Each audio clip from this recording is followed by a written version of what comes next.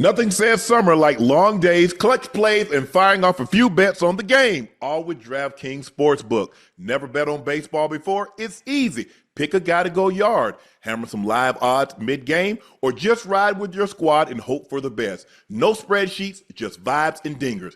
Here's something special for first-timers. New DraftKings customers bet $5 and get $150 in bonus bets instantly. Download the DraftKings Sportsbook app. Use code Shannon. That's code Shannon for new customers to get $150 in bonus bets instantly when you bet just $5. Only on DraftKings. The crown is yours.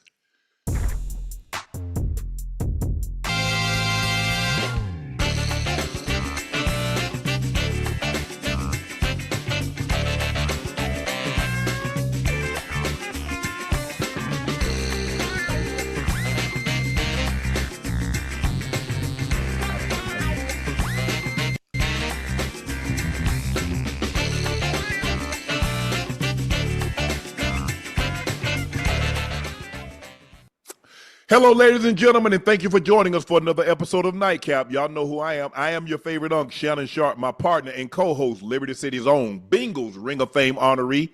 Had his storage locker went through. I'm sick of seeing that, Ocho. I really am sick of seeing that man post stuff. He ain't got nothing. What'd you say? I say I'm sick of seeing them post stuff about he fired a St. Laurent and all this and all that. Hey, Unc, God loves the cheerful giver, doesn't he? Isn't that what the Bible say? Yeah. So there that is Chad, Ochocinco Johnson. We got a jam-packed show for you today.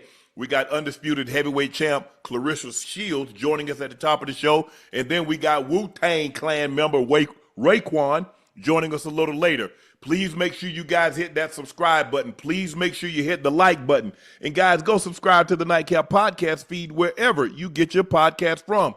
We'd like to thank each and every one of you, your eyes, your ears, and your word of mouth, for making Nightcap what it is today. Without you, there can be no us. So we greatly, greatly appreciate your support and your continued support.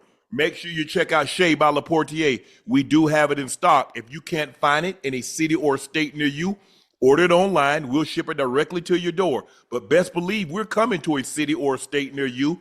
The best tasting VSOP cognac on the market. Please drink responsibly and stay safe. Go follow my media company page on all of its platforms, Shay Media, and my clothing company, 84. That link is pinned in the chat. Supplies are limited, and once they're gone, they're gone. So please grab yours while supplies last. So without no further introduction, here she is, two-time Olympic champ, 16 wins, 3 KOs, the undisputed heavyweight women's champion of the world, Claressa Shields. Claressa, how are you? Hey, I'm good. How are you guys? We're doing amazing. Okay, you're going to be defending your heavyweight championship this weekend in Detroit. You take on Lanny Daniels at the Little Caesars Arena. I mean, you just fought a couple of weeks ago, Claressa. Damn, you fight like the old school fighter used to fight. I fought in February. It's a while ago. So let me ask you this. So you try to fight, how many times are you realistically, ideally, would you like to fight a year? 2 a year, 3 a year? I would love to fight. I don't know. Is my phone frozen on you guys? Yes. The video's frozen, but we can hear you. She'll be back. She's having some technical difficulties. That happens. I mean, hey. Welcome to the world of television. Live television, because this is unrehearsed, Ocho. We don't get to cut and say, don't worry about it. We can go back and pick it up and we'll start from where we left off. You're back now. I say ideally, how many times a year would you like to fight?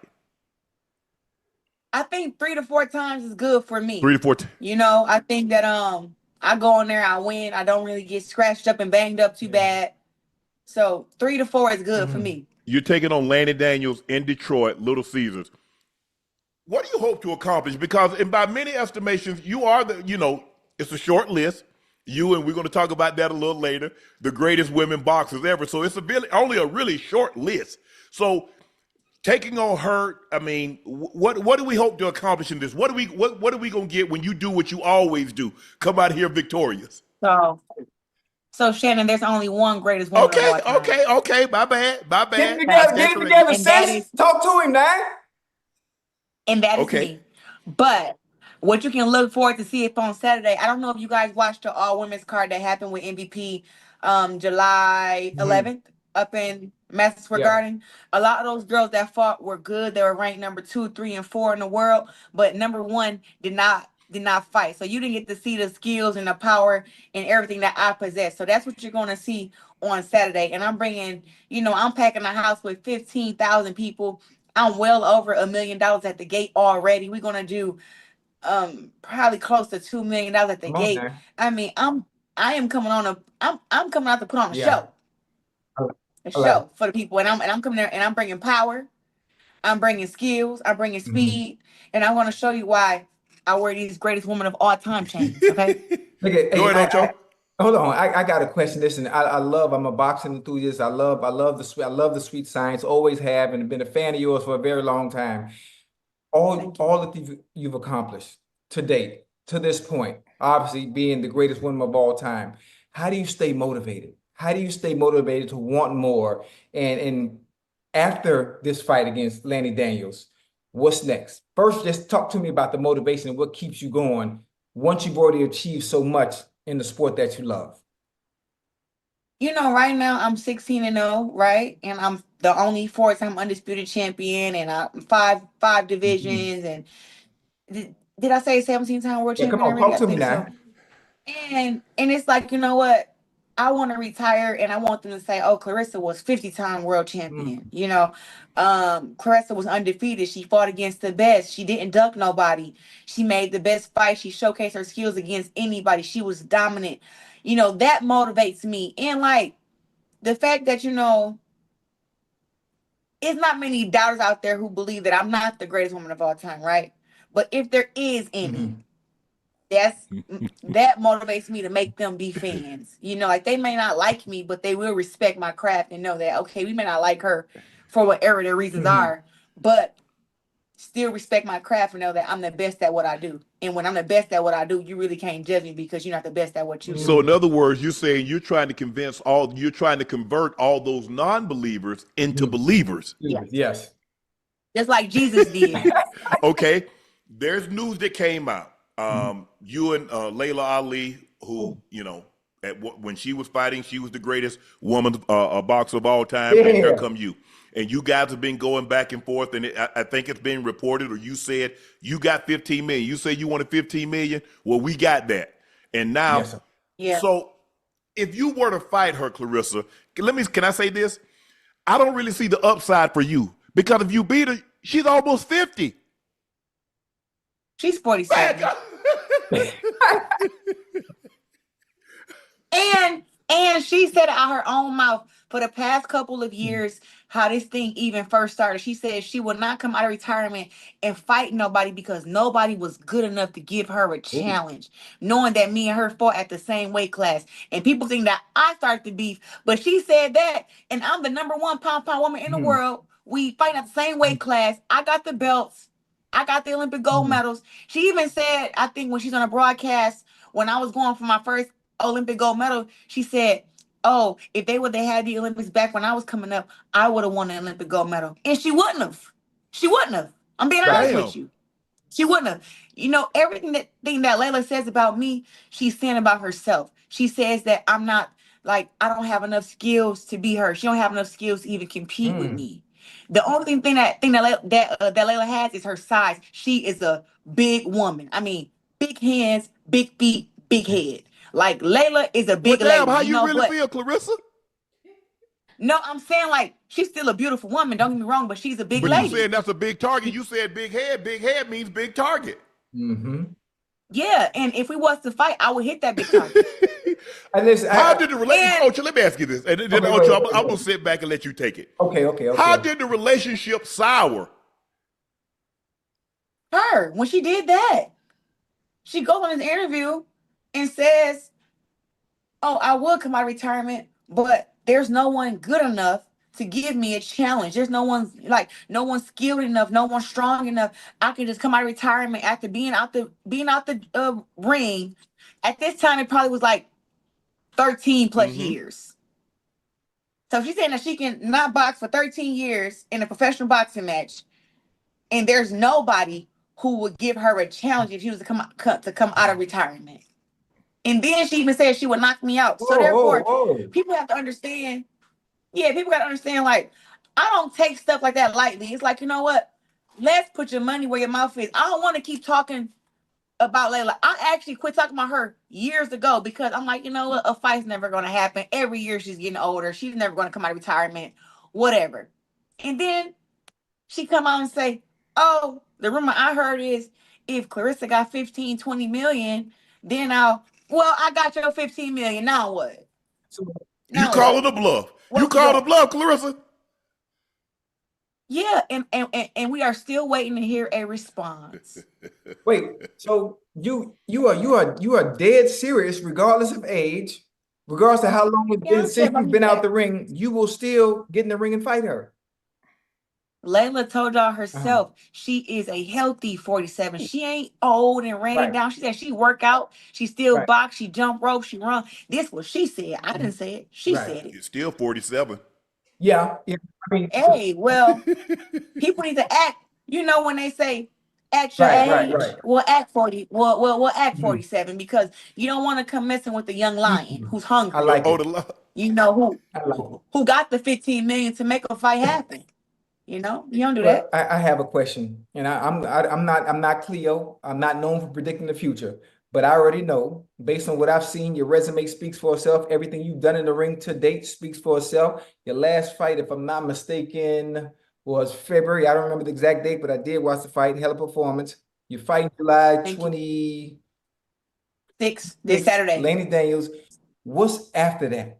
After you beat Miss Daniels, I mean, this is no disrespect to her and her camp and what they're working on and hoping to accomplish, but we know how the end result is going to be. What's next after that? I would love, like I said, to lock in the fight with Layla Ali, January, February next Mhm. year. T-Mobile Arena reached out to us and want to host a fight. Cowboy Stadium want to host a Ooh. fight. Be the biggest women's boxing match in history, and it's 15 million for her. So I don't know what she waiting on, but I know when I turn 47, I wish one of these young girls would try to test my gangster. I'm coming right back to get that Right. money Well, if and it's show you what 15 I'm for working her, with. what is it for you? We don't need to worry about what I'm No, my getting. bad, Do my she want bad, my Yeah, yeah, bad, yeah, my yeah. no? bad. I have. Not because first of all, I'm the A side. Oh, okay, okay, okay, Talk, okay, talk, talk, okay. talk So to let's him. not, Let him know. yeah, I let's not, boom. But it's more of like a still, if this was your Mhm. number, We got the number. this was Right, we got right, the number. So if you think you can beat me up and I'm just so not skilled and I ain't got no right. power and I ain't good, What well, okay, has she but responded to that? after this, but if that fight doesn't happen with Mhm. Layla, I wanted to have one more fight this year. Um, Listen, man, anybody. Shadaysha Green, she just became champion Mhm. recently. Yeah, I saw that. I A saw rematch with Franchon run the Cruz. upset. Yeah, Shadaysha Green. Shadaysha Green cannot mess with me. She can't fuck with me at all. But whatever. She got a belt, so if she want to get banged up, she can get banged So up. you take her belt? Savannah How many belts Marshall. you need, Claressa? Damn, you got like 7. I got 17, but I need 50. I, I I, told you I have that. one more question. I have one more question, and I understand there's a weight difference, obviously. With Possi- with with the who? possibility, if it's even possible for you to come down or for her to go up with Miss Bumgarner, is it She too any way small. that's even possible? You got to be joking, man. I'm just asking, Mama. I'm So just so asking. so so one so Talk one to me. me me and Alicia, we kind of squashed our Right, beef, right. Okay, private. okay. But Alicia know that it's the difference between being good and Yes, great. ma'am. Yes, ma'am. And she's working her way toward being Right. great, and she just ain't got enough she ain't got enough ass behind Yeah, her she ain't got enough bricks in her back pocket. That's the to be able That's why I to asked, stand up That's why against I me. asked. That's why I asked. I mean, she coming up, you Yeah, coming down. but That's all. Just if it was a fight that could be made, the lowest would be 154 for right. me. She would have to come to 54. And I think I saw her last year. She said she weighed hmm 147 back when she was doing her, Claressa Shields tour, back when we was beefing. And She got up to 147. So if she could, come up to 54 and I go down to Yeah. 54, I would love to make a fight with her just to prove to her, listen, I can kill myself to make this weight and then still come out here and beat you in a boxing match. But let me ask you this: what about a rehydration clause? Because they're probably going to want that because you're coming down a couple of weight classes to get to 54. Yeah. I'm not gonna do no rehydration clause because when you understand how you lose weight and how much water is important, you don't play those type of Okay. games. So I would never put myself in danger like that to where like I can make the weight, but not being able to Rehydrate. rehydrate, Right. it's just not good. Right. Okay. Understandable. But hey, can I put my hat in the ring? Go real quick? ahead. So listen, if the fight happens with you and Layla Ali, for whatever reason, whatever the date may be, can I be on the undercard, please? Come on. Talk to me. I'm asking ahead of time. I just knew you was gonna say something about you fighting today. I just knew it. Sis, I knew it, sis, Ocho. listen, me and Andre Ward, we got some unfinished business. Like, who do you want to Me and fight? Andre Ward, we got some unfinished business. Ochocinco, we gotta match you up fair. No, that's fair, sis. It's fair. My No. hands are registered in the state of Nevada. Andre Ward. Yes, my buddy. SOD. Yeah. You know, light-skinned people, they lump up easy. You mean Hines No, Ward? no, Hines Ward, not Andre I Hines. Yeah, you're gonna have to go with like maybe a KSI. No. Don't do me like that. Don't do me like that. Ocho, you fight Don't do me them. like that. Don't do me like that. Listen, listen, we've been going at it back and forth for a very long time, similar to how you and Alicia were, similar to how you and Layla Ali are. So me and RJ, well, we have to squash this beef that we have. It's a friendly. And sometimes the only way to squash the beef is to fight. Thank you. I tell people that. Sometimes you gotta get it out the way. So put us on the undercard, please. That's all I'm asking. So if the fight get made, I will definitely let my team know we need to get Ocho and Andre Ward on the under. I promise you, I will keep that in my mind and let them know. Listen, this is on tape. Okay, I see you. Okay. If Ocho, I'm putting this out right now. I'm smooth with the hands now. If Ocho fight Andre Ward, I'm looking for a new partner for Nightcap. Damn, you don't believe in me? Nah, not against Andre Ward. Hold on, time out. If this happens, I go in there with the nightcap trunks, the nightcap robe, and I'm representing us. You gonna bet against me? Against your boy? Hey, he probably knock him off you, so they be in the ring. I just go in the ring and get him. So I got a question. Yes, for you. ma'am. If you were to have a boxing match, who would you want to fight against? If I had a boxing match? Yeah. Claressa, I'm 57. I don't want to box nobody. Hey, Unc, don't do that. Don't do that, because listen. It got other men that's 57. Who you want to punch in the face, man? Talk to me. I done got too old. I ain't got no beef no more. Nah, Unc, man, we can't do that, man, because you got to stand on business. No. Oh, no, Unc. I'll punch a few folks in the face. You got to. Well, you chose the right profession because it seems like you got some anger issues going on, Claressa, that you have to resolve once you get into the square. Damn. Have you always? So let me ask you, I love boxing. As a child, did you fight a lot as a child? Were you confrontational as a child? I mean, somebody say something to Claressa, you like it's on site? People was confrontational to me. I wasn't confrontational. You were the quiet one? So, yep. I didn't know how to talk till I was 5, and I stuttered real bad till I was 11 years old. I couldn't even talk completely, and people bullied me. Okay. That's what made me angry. Like, despite the stuff that I went through at home, now I'm going to school. Kids is pulling my hair. Kids is taking my homework and copying it and ripping it up. And so I went through that first and second grade, and then when 3rd grade came, it was over. I was kicking butt. I was kicking ass, man. It was over for them after that. And I learned that when you stick up for yourself, people leave you alone. I didn't start boxing until 6th grade. So from the time 3rd grade all the way to the 6th, I had gotten to a few little street fights, but they always started with people picking with me. I never picked with people. I really didn't want to fight because I didn't know if I could fight. It was my anger that drove me to push people, punch people, grab them, and just see and see what I could do.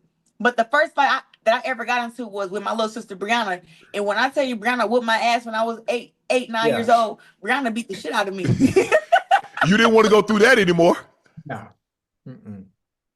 Sister was a menace to society, man. She used to do so much mean stuff to me growing up, man. I'm telling you, it was wild. But let me ask you this, Claressa. If you could fight any woman, past or present, obviously Layla Ali is on the card because the big payday you're talking about is probably 1 million plus pay-per-view buys. Probably if it's at Jerry's World, you're talking about 70, 80,000 fans. If it T-Mobile, you probably sell that out. But who would you like to fight? Would you like to fight Ann Wolfe? Would you like to fight Christy Martin, the coal miner's daughter? Who would you like to fight? I would stop Christy Martin. That's not even a competition. Yeah, she's a little small for you. I would stop her. I would knock her out. So now next, the only other woman that would be a dream fight for me, if I would have to say one being Ann Wolfe and two Katie Taylor.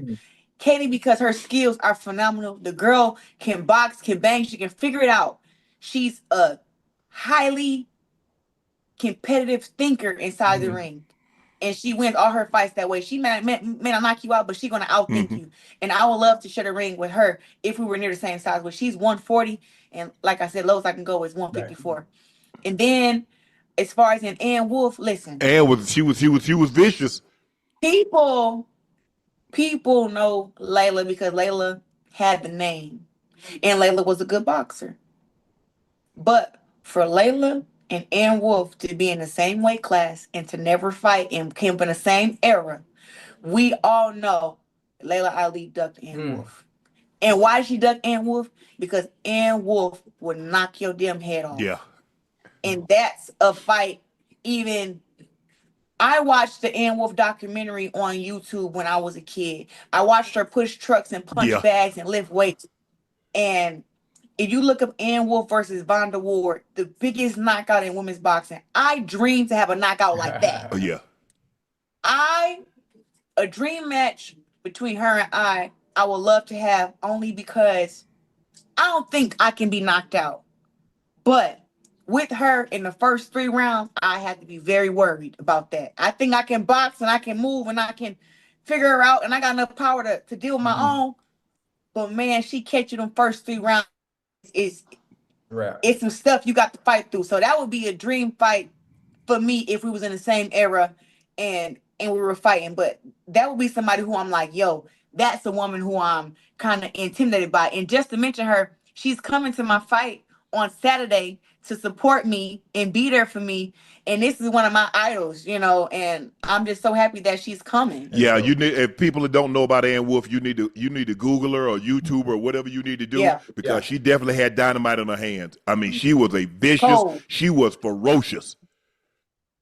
She was. So I have one more question. Hold on. I got one more question. Listen, we know how great you are, greatest woman of all time when it comes to boxing.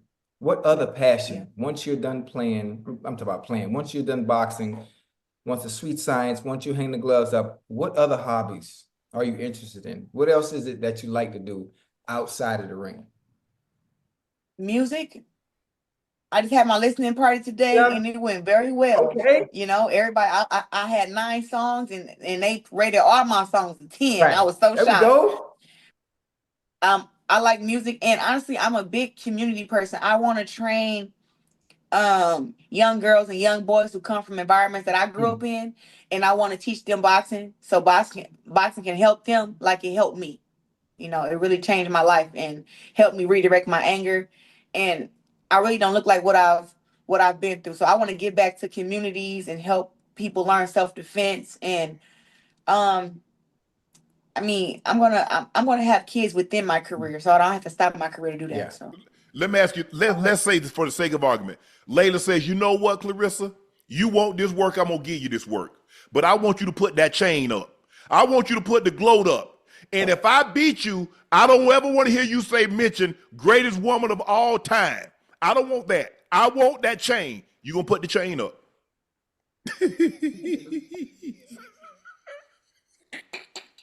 Yeah. She want the little one or the big one? I want you want that one right there. Cause that's the one that costs $100K right here. That's the one she want. Yeah. She come out of retirement and she shut me up and beat me up. You put it around her put neck. this chain around her neck. I'll put her around her neck and I'll snap it closed for her and let her, you can have it, boo. Wow. You can have it. That's how confident I know that this ain't what she want. This ain't what she want. Claressa, you seem very happy. You seem very happy. Now, maybe it's because a lot of your personal life has been made public, and maybe you had someone in your life that was behind the scenes. But watching you, you know, we know some of the same people. We know Jamie Fritz. But watching you now, you seem a lot more at peace. You seem a lot more happy than you were in the past. Am I assuming too much? Am I reading too much into your body language and the way you're moving now? No, I have to say that one, I'm 30 years old now, but I can say that since I've met Papoose, he has brought a whole different woman out of me, I guess. Like, I listen to him. He can tell me to be quiet, okay? And he know how to fight, you know, so I can't bully him around and push him around. And, you know, he's so kind to me and he's so helpful that I've always had to do everything myself, you know, and that's dealing with my family, dealing with my friends, dealing with my business. I've had to do everything myself since 17 years old. And now I have somebody that really like have my back and my best interest and who, I mean, looks after me when I don't even want him looking after me. Like, he's so protective. And, you know, I think that with him, I wouldn't be able to, like, I would be happy because I was working on my happiness before I met him. But meeting him, it just gave me, like, I think when you find your person, you can just talk to him about anything and about any problem. Like, I call him and listen, I talk more shit than a little bit. We can tell. And I call him about, I call him about everything. And I mean, he always has his ear open to communicate and talk with me and give me great advice. And also to let me know, like, look, you wrong here, you know, and I just appreciate that. It's so many tweets and so many posts that I was about to put up. And he just was like, don't do it. Yeah. And it's because he knows my bigger picture and he's helping me get to that. So I think that with him helping me and him being so supportive and him being so kind to me is really just I don't know. I feel like I have a great partner in crime and we going somewhere special. Yeah. So yeah, you can say that. He's made me more woman, right? You want to say? Listen, I like that. I like that. I think to someone to share that, because I guess for the longest time I heard you, you know, talk. I've seen you on different platforms and you're talking about how your family, when you became successful, even though you did all of that, they still, some of them turned their back on you, and still the more you gave, the more they wanted. And it said, and you said, and I took note of this. You said they didn't want what you gave them; they want what you had. They want you. Yeah. What do you mean by that? Tell our chat that didn't hear you on other platforms talk about that. What did you mean by that? They don't want what you give them. You can give them $100. You can give them a car. You can give them a house. You can give them food. They don't want that. They want what you have. So what do you have? You got a nice house. You got the popping YouTube channels. You got the $1 million partnerships and endorsements and sponsorships. They want that. They don't want when you giving them $1,000 and $10,000 and $15,000 when you helping them, when you paying their bills, you buying them cars. They don't want that. They want your car. They want your house. But you work for that. They didn't. Absolutely. And that's where for a long time, you know, I didn't know how to say no. And when I started saying no, that's when people who I said yes to before hundreds of times had the biggest issue. That's when it was, oh, she bougie. Oh, she don't care about her family. She don't take care of nobody. And, you know, out of everything that I've been through, the hardest one to deal with doing that was my younger sister, because we came up together, you know, and she got 3 kids and I help her take care of her kids. Like, all her kids call me mama. Like, her kids is my kids. She have an 11-year-old, an 8-year-old, and a 5-year-old, and it's my little niece. And nobody would. People think that I have kids because I have them so much. And I'm the type of auntie where I'm sending groceries every week. I'm buying clothes. I'm buying school clothes. So for me, the hardest part when I start going through that, a lot of other people did it too, but it was her that really hurt me Because she was the closest. the most. Mhm. Yeah, and we got same mama, same daddy, and she really is like, people see me as this light and shining, star, but Brianna is my darkness. She is my darkness, and she's the opposite of me, but she understands that I got that same darkness inside of me. I just show the light all the Right. time. But she's like how I am inside the ring. Brianna is like that every single day of her life. She will literally put hands on you. Like she will knock you out. Like she sent me videos of her fighting all the time. Like, Brianna, you need to stop. But she will knock your head clean off. You need to get on some gloves there, Claressa. Have you had a conversation with your sister? Did you tell your sister, like, this hurts me? After everything that I've done for you and your kids, which are my nieces and nephews, after everything that I've done, Bree, really? This is the way you behave? This is the way you act towards me? Social media has its pros and cons, but when she seen an interview that I did with Andre Ward and where I was crying, she called me and she said, everybody keep talking about it's hard at the top. She said, well, damn, it's hard at the bottom too. But that's not your fault. And I said, no, but I'm like, what you mean? She was like, Rest, I'm struggling all the time and you're not. So that's where her animosity came from. Okay. Like, even though I was, even though I was helping her, people getting in her mind and in her head telling her, your sister should do more for you. And it was like, Yeah. my Listen, girl, we done all been through that. I've done a lot for you. So when we talk, she was like, Rest, we went 4 months without talking, which my family knows that I don't do that. I talk to my mom and my dad, even they make me upset, I still talk to them. I really went on like a hiatus where I ain't talked to my sister for like 4 months. And then she would have the kids call me and I would only talk to the kids and I wouldn't talk to her. And it went on for 4 months. And one day she just hit me and was like, look, I want my sister back. I'm sorry. I messed up. I'll never do it again. And, it is what it is. You know that I got you through whatever, but I just feel like, yo, where I'm trying to get to in my career, I can't have you going live on Facebook lying on me. Yeah. Telling folks not to get tickets to the fights and shit. Damn. Like I Oh, can't have that. And I mean it was deep, the stuff that she did, but she had people, in her ear. People are going to believe that, and it Claressa, wasn't because her that's heart. your sister. Normally when family says something about an individual, because they're so close, y'all grew up together. This is not some arbitrary, some willy-nilly Believe it. person talking. This is your blood sister. Right. yeah. Yeah. And that was the problem that I had, was everybody took her word for face value and then I didn't want to get on the social media back and defend Right. myself because it was like, oh, I'm trying to be above that.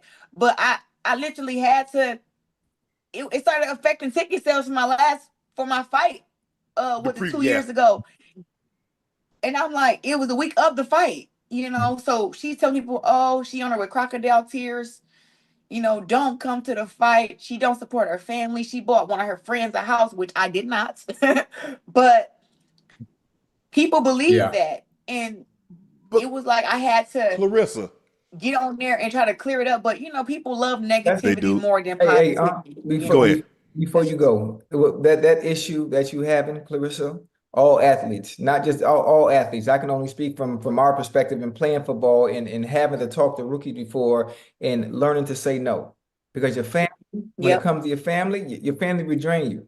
They will drain you because the hard part for athletes and players, they have to understand it's okay to take care of your family. It's okay to enjoy the fruits of your labor and blessing those back that help you along the way. But those that take, they have no limits because they don't understand what it took to get to that point.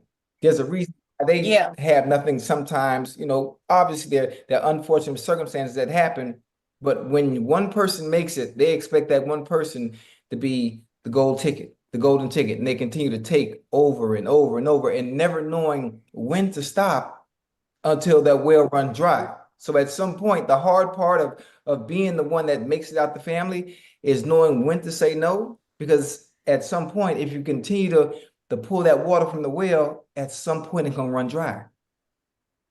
Yeah, I agree. Claressa, I think the thing is, and what I tell people, that is a great gesture if you choose to help brother, sister, cousin, aunt, uncle, but you're under no obligation. See, people got this notion because we came up in the same house, or I saw you from a child, or I changed diapers on you, that obligates you to take care of someone for the rest of their life, or buy them a house, or buy them a car. Out of the kindness of your heart, that is an unbelievable gesture. But we've got to stop trying to put that burden, trying to guilt people in. Cause the first thing they're gonna say, you know what they say, Claressa, and I had this, and Ocho, I know you've had it. Yeah. If it was me, I'd help you. You know how many times you heard that? No, it's the one, if I was you, I'd help you more than you help me. So they don't even care about how much you're helping them. They just saying, oh, I do way more for you. And I'm like, no, you wouldn't. And the first thing, no, you wouldn't. When there's no more money, and somebody said, man, what happened to all Claressa's money? Man, I don't know what she did with that money. I gave it to you. I tried to help you, and now I ain't got no money. Ain't nobody got no money. And now y'all talking about y'all don't know where the money went. Mm-hmm. I had to tell myself, I said, listen, if I was to stop boxing today and I have another dollar, who would pay my bills? I got a $4,000 mortgage on my $750,000 house up in Atlanta. Oh, you had the crib then, okay? I own a few cribs. You know, you talking to a boss. Come on now. Come on now. Let him know. Hold on. Hold on. I don't want to run out a list on you. I don't be in my business now. But I own houses and cars. I don't just be out here with the bling bling. Ocho, I'm like you.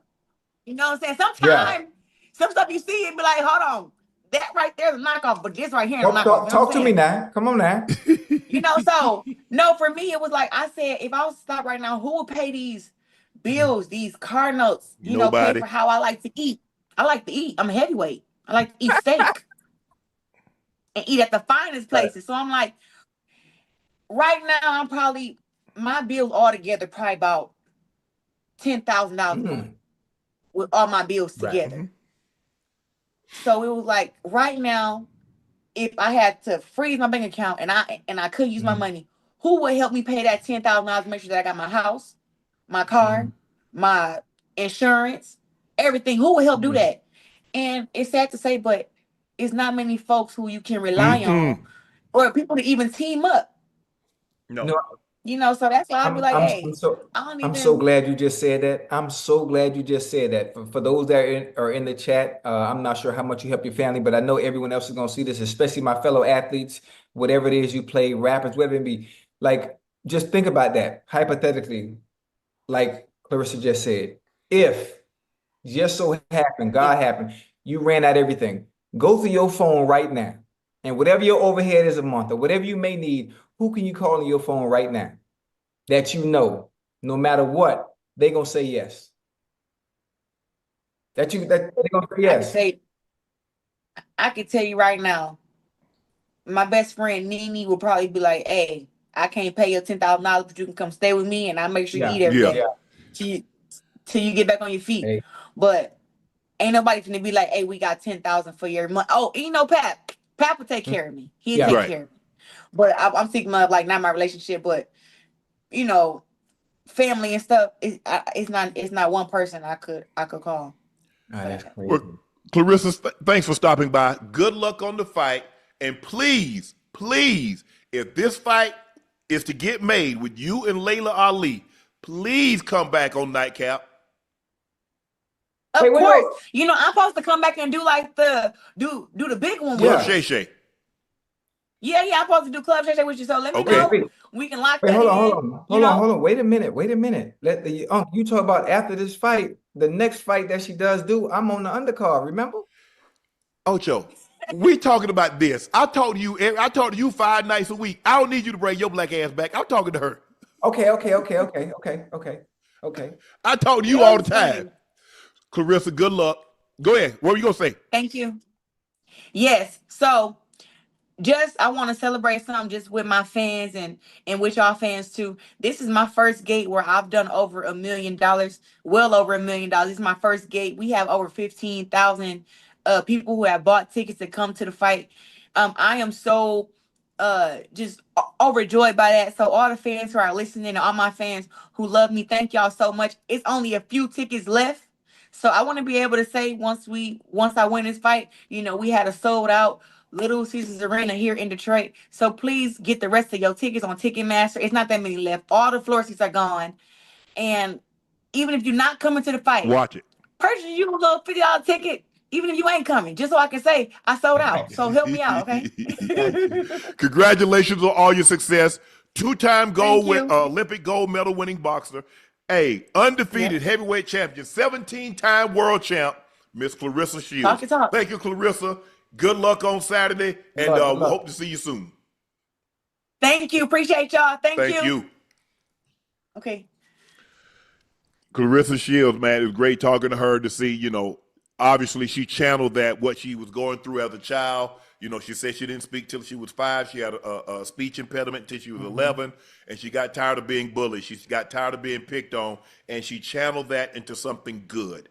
And to see what she overcame, and to see her turn into a 2-time Olympic gold medal winning boxer, the undisputed heavyweight champion of women's boxing, 17-time world champ, she is to be commended. Congratulations and continued success, Claressa. She is the real deal. It's one thing, Unc, and I don't think people understand how difficult it is, right? Well, not difficult, but it's easy to be angry. It's easy to get angry. But it's one thing to be able to take that anger and put it in a structured environment and channel it in a relaxed manner. Yep. Controlled chaos. That's all it is. That's all boxing is. It's controlled chaos. Yep. Oh man, it's a beautiful thing, especially when you watch it done right, the way she does it. It's an awesome thing to see. It's unbelievable. Ocho, okay, let's switch gears. Micah Parsons spoke at training camp today about the lack of a new deal. Let's listen to what he had to say. Damn. Thank you very much. Discouraged by the fact that it's taken this long? Honestly, yeah. When you go around the league and you see these other teams taking care of their best guys, I see TJ got taken care of. Max got taken care of. Miles got taken care of. And he got 2 years left on his deal. So it's hard to, you see a lot of people around the league getting taken care of. You just, wish you had something like, that same type of energy. It's hard to not take it personally. I wouldn't say it's hard not to take it personally when you know how there's a chain of events of something consistently happening over the course of years, when you kind of see it before through other players and things. So you don't take you don't take it personally when you're like, all right, it's not like I'm getting treated differently than anyone else, So I don't take it personally. I just don't understand. Hey, you can see the hurt. He's hurt. You can hear it. You can hear it. Because you hear him, Ocho. You heard what he said. He said they took care of TJ. They took care of Max. They took care of Miles. Danielle Hunter got a new deal because the Danielle Hunter deal was after Max Crosby. Crosby got 35.5. Danielle got 35.6. And then jumped way to 40. And now TJ comes in at 41. And he's like, look at all these guys. I've been consistent. No, I haven't won a defensive player of the year like TJ. I haven't won a defensive player of the year like Myles Garrett. But I've gone to the Pro Bowl every single year. I was a rookie of the year. I've been an all-pro player. So where is, what about the reward for my work? Right. And I said, and he was nicked up. And so that's why the product, even nicked up, he still got 12 and a half, 13 sacks. Even nicked. He's going out there giving you everything that he possibly can. And to have my owner says that about me, look, you can feel any type of way. Right. I already know how you feel. I think I know how you feel because you haven't rewarded my play. Right. 26. I don't want you to pay me for what I've done because I've gone to the Pro Bowls. I've been an all-pro. I've been defensive rookie of the year. You compensated me for that. You holding up is telling me that you doubt that I can continue what I've started. Yeah. I don't get Jerry, and some things are not for me to understand, but I don't understand this. Right. So one thing I thought about, always thinking about this, in Micah Parsons' situation, he can take it personal because you've seen Jerry do this to multiple players. He did it to Dak. He did the same thing to CeeDee Lamb. He did the same thing to Ezekiel Elliott. You told me multiple stories about situations that have gone on with Emmitt Smith, with Jimmy Johnson. So this is just him in general. Most of the time, when you think about it, an owner like Jerry Jones, obviously the most profitable franchise in sports in general, the Dallas Cowboys, they're star on the helmet. Not to cut you off, Ocho. I just saw a thing today because the Green Bay Packers are publicly traded because they're shares. I saw that too. Every team, all 32 teams, Yeah. $432.5 million. Let me repeat, $432 million. Now, that's what they got from the TV and all the league-wide deals. That's not local TV. That's not local radio. That's not concession. That's not parking. That's not ticket sales. That's not merchandise. Yeah. So that's one big stream. They got 6 other buckets that they can pull from. Mm-hmm. Go ahead, Ocho. So the Dallas Cowboys, obviously Jerry Jones is into making money. We understand what his bottom line is. Obviously, the bottom line isn't about winning because the NFL is a copycat league. Owners see what other owners do. And if you want to win games, if you want to compete and build a team that can hopefully help you reach the Super Bowl, I mean, you just copy what you see other owners do. But the Philadelphia Eagles is right down the Jeffrey street. Lurie. It ain't that hard. You see what Jeffrey Lurie and Howie Roseman do every single year. They pay the players. None of their players are None of their players are complaining or sitting on the sideline or holding out or doing interviews, nor are they in front of the camera every chance they get because they have one end goal in mind, just as the players. We coming in trying to get a Super Bowl. It's about business, and their business is about winning. Yep. Jerry didn't think about no winning, man. Jerry is trying to show I'm in control. I'm going to make you wait. The longer I make you wait, the more attention we as a Cowboys team get. He continues to do the same thing each and every year with his star players, and then taking shots at him publicly lets me know, it gives me a clearer picture and a clearer indication that he's really not serious about putting a team together that can win. Look at Kansas City. Kansas City will play their players and they say, you know what? You've been great here. We can't pay you. We're going to put you somewhere. We'll put you somewhere where you can. Yes. L'Jarius Sneed. Mm-hmm. We can't pay you. But what if we were to trade you to somewhere that can trade you? Yes, sir. Look at what they did. Look at what they did to Pat Mahomes. They're taking care of Kelsey. They took care of all their receivers until Tyreek priced himself out of Kansas City because they had other things. They knew they had Chris Jones. They just signed Karlaftis. Yeah. Look, they're going to have to do something with McDuffie. They Bolton, Trey Smith. They took care of him. Yeah. They paid Buckner, the kicker. Yeah. Teams that are serious, they get it done. Hey, it's hard, huh? It's hard because you have an owner who understands the value in the franchise. You have an owner who understands, how do I continue to keep the news on me? How do I continue to keep the news on us? Despite not winning the past 30 years, news cycles continuously talk about 3 teams: the Cowboys, the Lakers, and the Yankees. Mm-hmm. Whether winning or whether losing, they're always in the news. They're always in the cycle. So Jerry has mastered that in being able to manipulate situations to where the attention is always on them. And he's done it phenomenally. You look at the news today, the news today, watching ESPN, training camp has started. It's 32 teams. We talk about the Cowboys all day. Mm-hmm. Like, what in the hell is going on? So now I get to the point, well, wait a minute. But Jerry playing mind games with everybody. He's doing it on purpose. He's doing this on purpose. Ocho, we got a special guest joining us. Joining us with his eighth studio album, Emperor's New Clothes, out to mass appeal, featuring Wu-Tang Clan members, Ghostface Killer, Method Man, Inspector Deck, as well as Nas. Here he is, Raekwon. What it do? Stay Show. What up, fellas?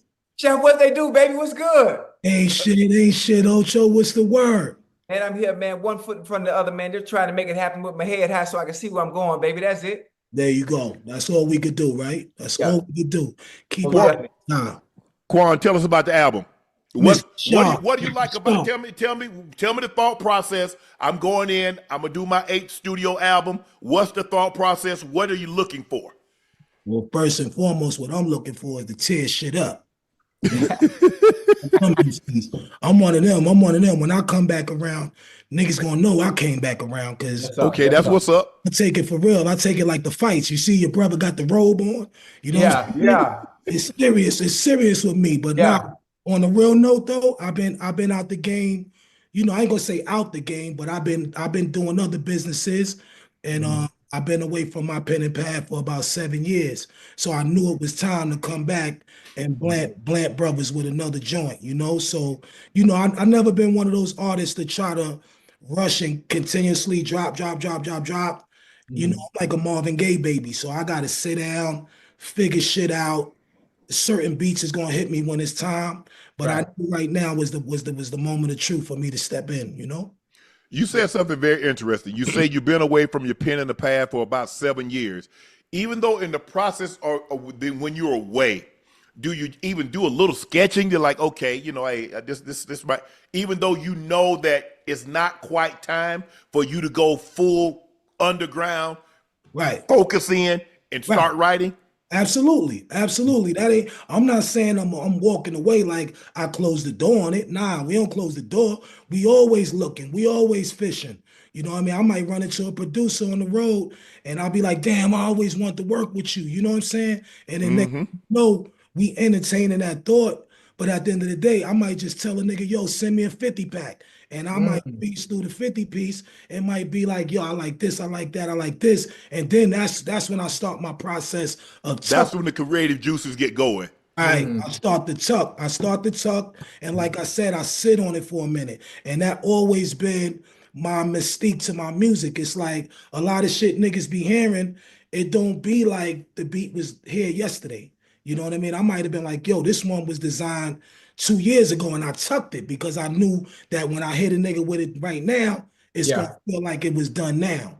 So yeah. it's just my weird process how I do things. Right. Now I have listen, I love music. I'm a music enthusiast, and I've always been a fan of yours, a huge fan of yours, Wu-Tang, y'all, the whole crew. But I'm thinking about music in general and the way it sounded back then when we was all young. The way Right. it sounds now is completely different.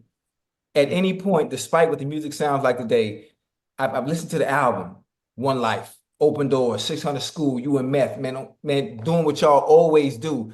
Does it matter how music sounds today and how hard is it to remain your true authentic self and keeping that New York sound no matter what the music sounds like today?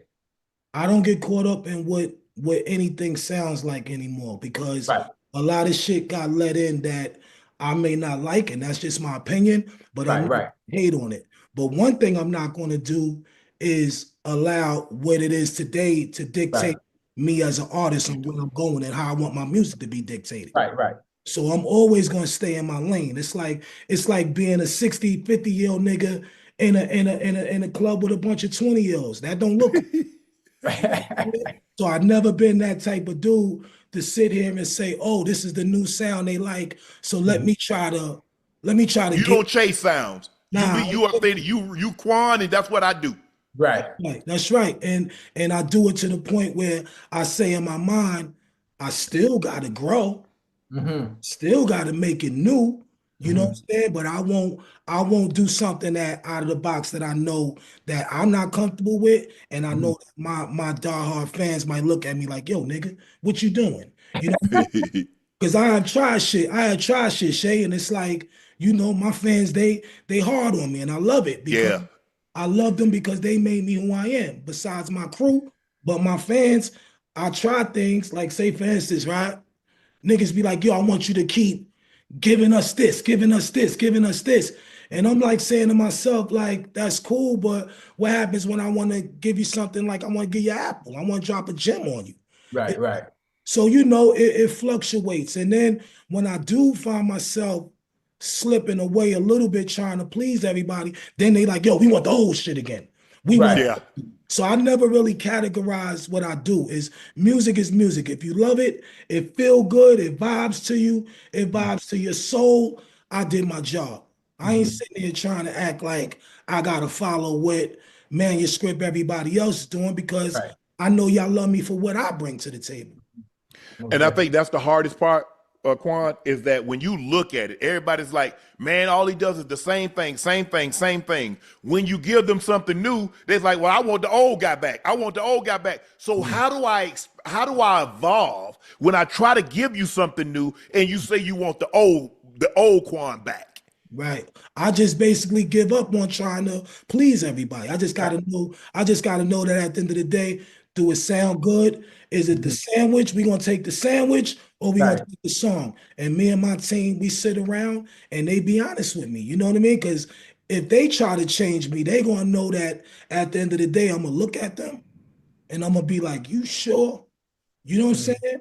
And it's to the point where I think as an artist, we do have to listen to one another. I don't never want to be one of those, artists that just ain't ready to be optimistic with somebody that may make sense on something. It's like back in the days, we make a bunch of hardcore reality records and niggas say, damn, you ain't got nothing up there for the females? I'm like, nah, I ain't on that time right now. But then, but then the nigga will give you a look like, and then that'll make me be like, all right, I gotta do that. Right. Can I ask you this? What happened to the lyricists? When I was growing, when I was growing up, you had Kane, you had Rakim, you had KRS-One, you had Slick Rick, you had a Scarface, you had guys that were. It seems like now everybody want to put the beat, and guys can't and ain't saying nothing. The beat banging, but they ain't saying nothing. Whereas before, guys had so much to say. Yeah. Where did the lyricists go, Quan? Where the lyrics went, I think, is just the fact that the radio has overpowered the mindset of music today. It's like everything is classified in certain levels, but then you want to try to mash everything together like it's one. So I think when the lyrics was everything, it was about skill. It was about coming in a big park and knowing that you know how to fight on that mic. But today it's more of a popularity show. If you got a great hook, you making people dance, and that's cool because at the end of the day, we need a little bit of that. But as far as the lyrics and all that concerned, I think the radio just is like, yo, they trained to go one way with it. So we don't stop doing what we do. We just do it for the niggas that remember that. Yeah.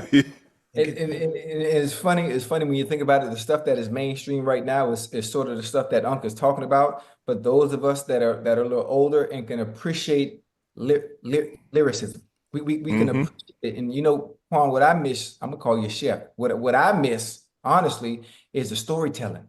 The storytelling that came along with rapping. It's one thing to have beats. It's one thing to listen to rap, but to hear a story told like they used to do back in the day. And, there are a few, J. Cole is pretty good at it too, dog, there's an art in itself in that alone.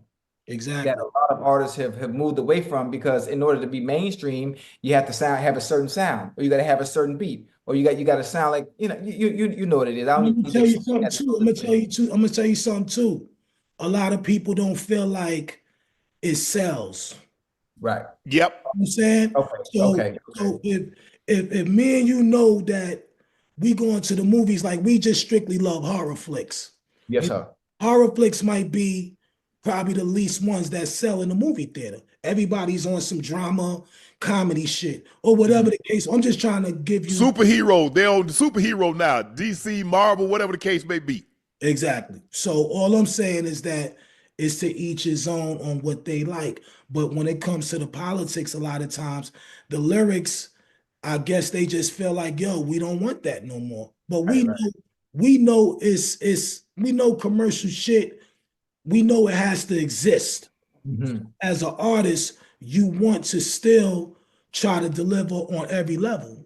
So I'm not stupid. I'm not expecting me to be talking crazy and think that that's going to be on prime time, 3 o'clock in the afternoon, and me and your grandmothers is listening, or whoever is listening. So I know that, but like I said, I just think that it's not being embraced enough in the culture of wanting it, because it's a lot of niggas that just feel like, yo, that shit ain't doing, yo, fuck all that. So you got a lot of dumb niggas out there. Let's be straight about that.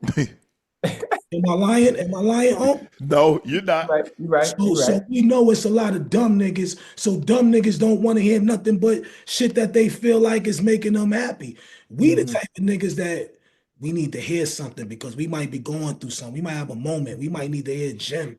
We might need somebody got to drop a bracelet to make me be like, turn my neck and be like, I needed that. So, to each his own, man. To each his own. Yeah. Looking back at the legacy of hip hop, did you know Wu-Tang would be what you guys became? I knew we had the potential to be what we wanted to be, but we knew that it had to be a lot of work. But as far as the confidence factor, I think we knew we was gonna we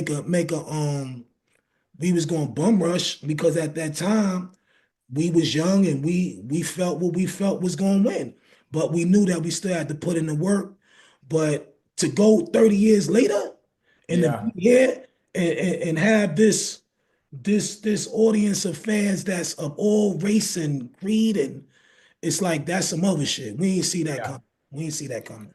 Because when you look at it, you guys, each one of you guys stepped out on your own. You kind of like NWA. You see Hugh did his own thing. Dre turned into a producer. A lot of these guys did their own thing. And to see after all these years, it's like, man, I remember when they put the compilation together, and you guys are always is it hard when you're a group? You got 5 guys, and normally you ain't gonna see this anymore. What you saw with NWA, what you saw with Wu-Tang, what you saw, ain't no more NSYNC, ain't no more New Kids on the Block, ain't no more New Edition. Cause everybody looking for that solo action. Cause I ain't really trying to split 100,000 5 ways. I'm gonna keep it a stack with you. I ain't really trying to do that. If I'm gonna get 100 stacks, I gotta run this on my own. Exactly. And see, that's the whole thing. That's why I tell people all the time, when we came together, it was like shooting dice at a dice game, and the nigga just RZA was betting his hand on something that he didn't know was gonna be what it was, and guess what? Head crack. You found you assembled this amazing team of men that basically all got their own style, and you believe in every last one of them, but you want them all to come together because we know team means everything. It's like I've been on sports teams. Y'all know how it goes. You know what I mean? A team, once y'all on the same mind frame and y'all really want to win, that's more to win. That's more to have under your belt. To be like, nigga, we getting close to the winning because we got a strong team. So really for us, we was looking at the cats that did it before us, the Naughty by Nature's, Headbanger, you know what I'm saying? We want those niggas. We want to be like them, but we got to be better. We got to figure out a way to, let them know we just as strong as them, or we may be even a little stronger. So our intentions were big, but like I said, we could say whatever, but if you don't put in the work, that shit don't mean nothing. You know what's funny? One of the things that we always struggle with, especially our people, when it comes to doing anything and uniting, even as a group, whether it be most of the time, it's hard for us to stick to the plan and understand long-term vision. Right. This is what we need to do. For one, we got to put the work in. Most of the time, depending on what it is going on, everybody want to take a shortcut. Everyone take a shortcut, and it's very, very difficult for everybody to stay on the same page. How have y'all managed to always be on the same page after all these years with no fallouts? I'm sure there's probably little rifts or whatnot, but have you all managed to keep that friend group so tight together? It's the fans, man. And it's the ability to be able to know, like, men gonna argue. We gonna go through. We might fight. We might argue. Yeah. But the thing we not gonna forget is where we came from and the blessings that we received. See, when a man feels like he's at his worst point and you just want to give up, that's cool too if that's who you are. But we strong brothers, so we know that at the end of the day, it's a rule that comes with going at each other. It's like, that shit can't exist but for so long. So times it be rainy days. We might not talk to each other for months, but that don't mean we don't love each other. So I guess when we come back to do some work, if whoever's on bad terms, y'all had enough time to be like, yo, that shit ain't about nothing, man. Let's go Right. do the job. But really, like I said, it's the fans. We never want to let down the fans on making them feel like we gonna break up. But it happens. Can you give me 5 groups that's together still? You see what I'm saying? So At least they might have got back together, but they broke up at some point in time. Yeah, there yeah. you go. Yeah, that's So why for us- actually. So for us, I think it ain't never a breakup thing. I think it's yo, I'm out the way for a minute, man. Take a break. Yeah, I'm out the way for a minute. Yeah. You know, it been plenty of times probably in the past with me. I wanted to break up, but then I had real niggas around me like, yo, are you really sure that's how you feel? And then it makes me question, am I dealing with too much emotion, or do I got facts to stand on to feel to make that decision that I'm making? So, you know, a lot of times it's just you got to learn how to forgive, man. You know, the Most High, He teaches how to forgive, not forget. Yep. Forgive. So Yeah. we forgive each other sometimes because money ain't gonna keep us together. You know what I mean? What's gonna keep us together is damn nigga, I know your mother, I know your family. Your family love me. You know what I mean? I ain't going nowhere. You ain't going nowhere. Yeah. And we try to just balance it out with distance. You know, sometimes you gotta balance it out with distance. Was the Wu-Tang Forever, the final chamber tour, was that really the last time you guys are gonna be together? Right now, that's the call because everybody got other things. Got other projects going on, got everything going on. Their vision board. But me and you know that anything could happen. How many niggas said that in the past? Yo, it's over. Then they bust a move. I mean, right now, nobody don't know. For like the last couple of years, we have been struggling with, schedules. You know what I mean? Because dudes is doing shit. You know what I mean? It's like it's different if a nigga sitting around the corner and you just don't want to do it no more. Niggas say it, I don't want to do it no more. So sometimes that ain't the case. But if I got something going on and then next thing you know, this shit fall in my lap, and it's like, damn, I gotta say to myself, damn, I'm gonna be busy that month. Y'all niggas trying to dance. I'm already signed in. So we've been having to deal with those situations and move some things around. So we pretty much had like we had like a forecast that was basically saying, yo, we're gonna do this, we're gonna do that, we're gonna do this, and then we're gonna chill. Because we know that at the end of the day, yo, nigga, you might got a lot of other shit to do. So it's all about respecting men and respecting their businesses and their family time. All that plays a role. But we do have to go through some struggles with that. So now we just say, yo, you know what? Now everybody, yo, we go back out one more time, show the fans some love, and then now you don't got to worry about me in your ear trying to do something. Right. That's what it was, though. But you never know. I'm gonna tell my fans that you never know. You never know what can happen, man. But it's going to be if it escalates to us doing it again, it's going to be better because that's the only way we signing up. You recently said hip hop doesn't feel authentic anymore. Do you? Okay. Is there, in your mind, is there ever a chance hip hop, rap, whatever the case may be, will it ever be what it once was? Let me tell you something, Unc, and I want you to listen real clear. I don't know if Okay. I told you or like I told you. You see, this is why I call my album The Emperor's New Clothes. Okay. My album, The Emperor's New Clothes, is because The Emperor's New Clothes is a Dutch folktale about deception. The king got hoodwinked. He got hoodwinked. He's sitting there with all his vanity, and vanity turns into ego, and then next thing you know, you become weird. You start to forget the rules and principles because your ego is so big that at the end of the day, these guys came in to sell you some clothes that wasn't real. But you knew they wasn't real, but your ego allowed you to sit here and try something that really it wasn't right. So the bottom line, what I'm saying is we got to stop falling for sucker shit, for stupid shit, for shit that ain't hip hop that we classify as hip hop. What's the difference? What's the difference, Chad? If I give you a shirt and I say, yo, try this shirt on and I ain't got nothing in my hand, common sense is going to tell you, nigga, this ain't, yo, Ray, you ain't got nothing in your hand. Other nigga might be like, that's the shit, Ocho, put it on. Right. That's what's going on in the game today. Yep. Niggas make hip hop be something that we know it ain't, but you Right. got niggas right next to you telling you it is what it is. So my thing is, don't get caught up in the deceptions. So when I'm making my music, I gotta keep it hip hop. You know what I'm saying? Prime example, and this ain't shitting on nobody. Post Malone, right? I love him as Yes. an artist. I love him as an artist. You look him up in the dictionary or anything, Google, they call him an American rapper. Now, my thing is, when I think of Post Malone, he's singing all the time. Not Yeah. taking away from him saying that he can't rhyme or he Right. call that something else. You see what I'm saying? You see how Right. the white boys do the rock? You got contemporary rock, you got punk rock, you got this rock, you got hardcore rock, you got all these different titles. But when it come over here to hip hop, everything y'all niggas is calling fucking hip hop, it ain't hip hop, bro. That don't mean it ain't dope. I'm not taking nothing away from homie. I like him. I'm a fan. But Yeah. that's hip hop.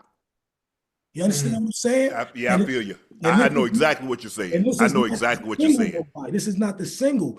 It's just like I said, we got to preserve the culture, man, the best way we know how, man. Niggas got to stop acting like they calling everything something that it's not, man. That's all I'm saying. So I wanted to make this album basically bring niggas back to realizing that, yo, you know what?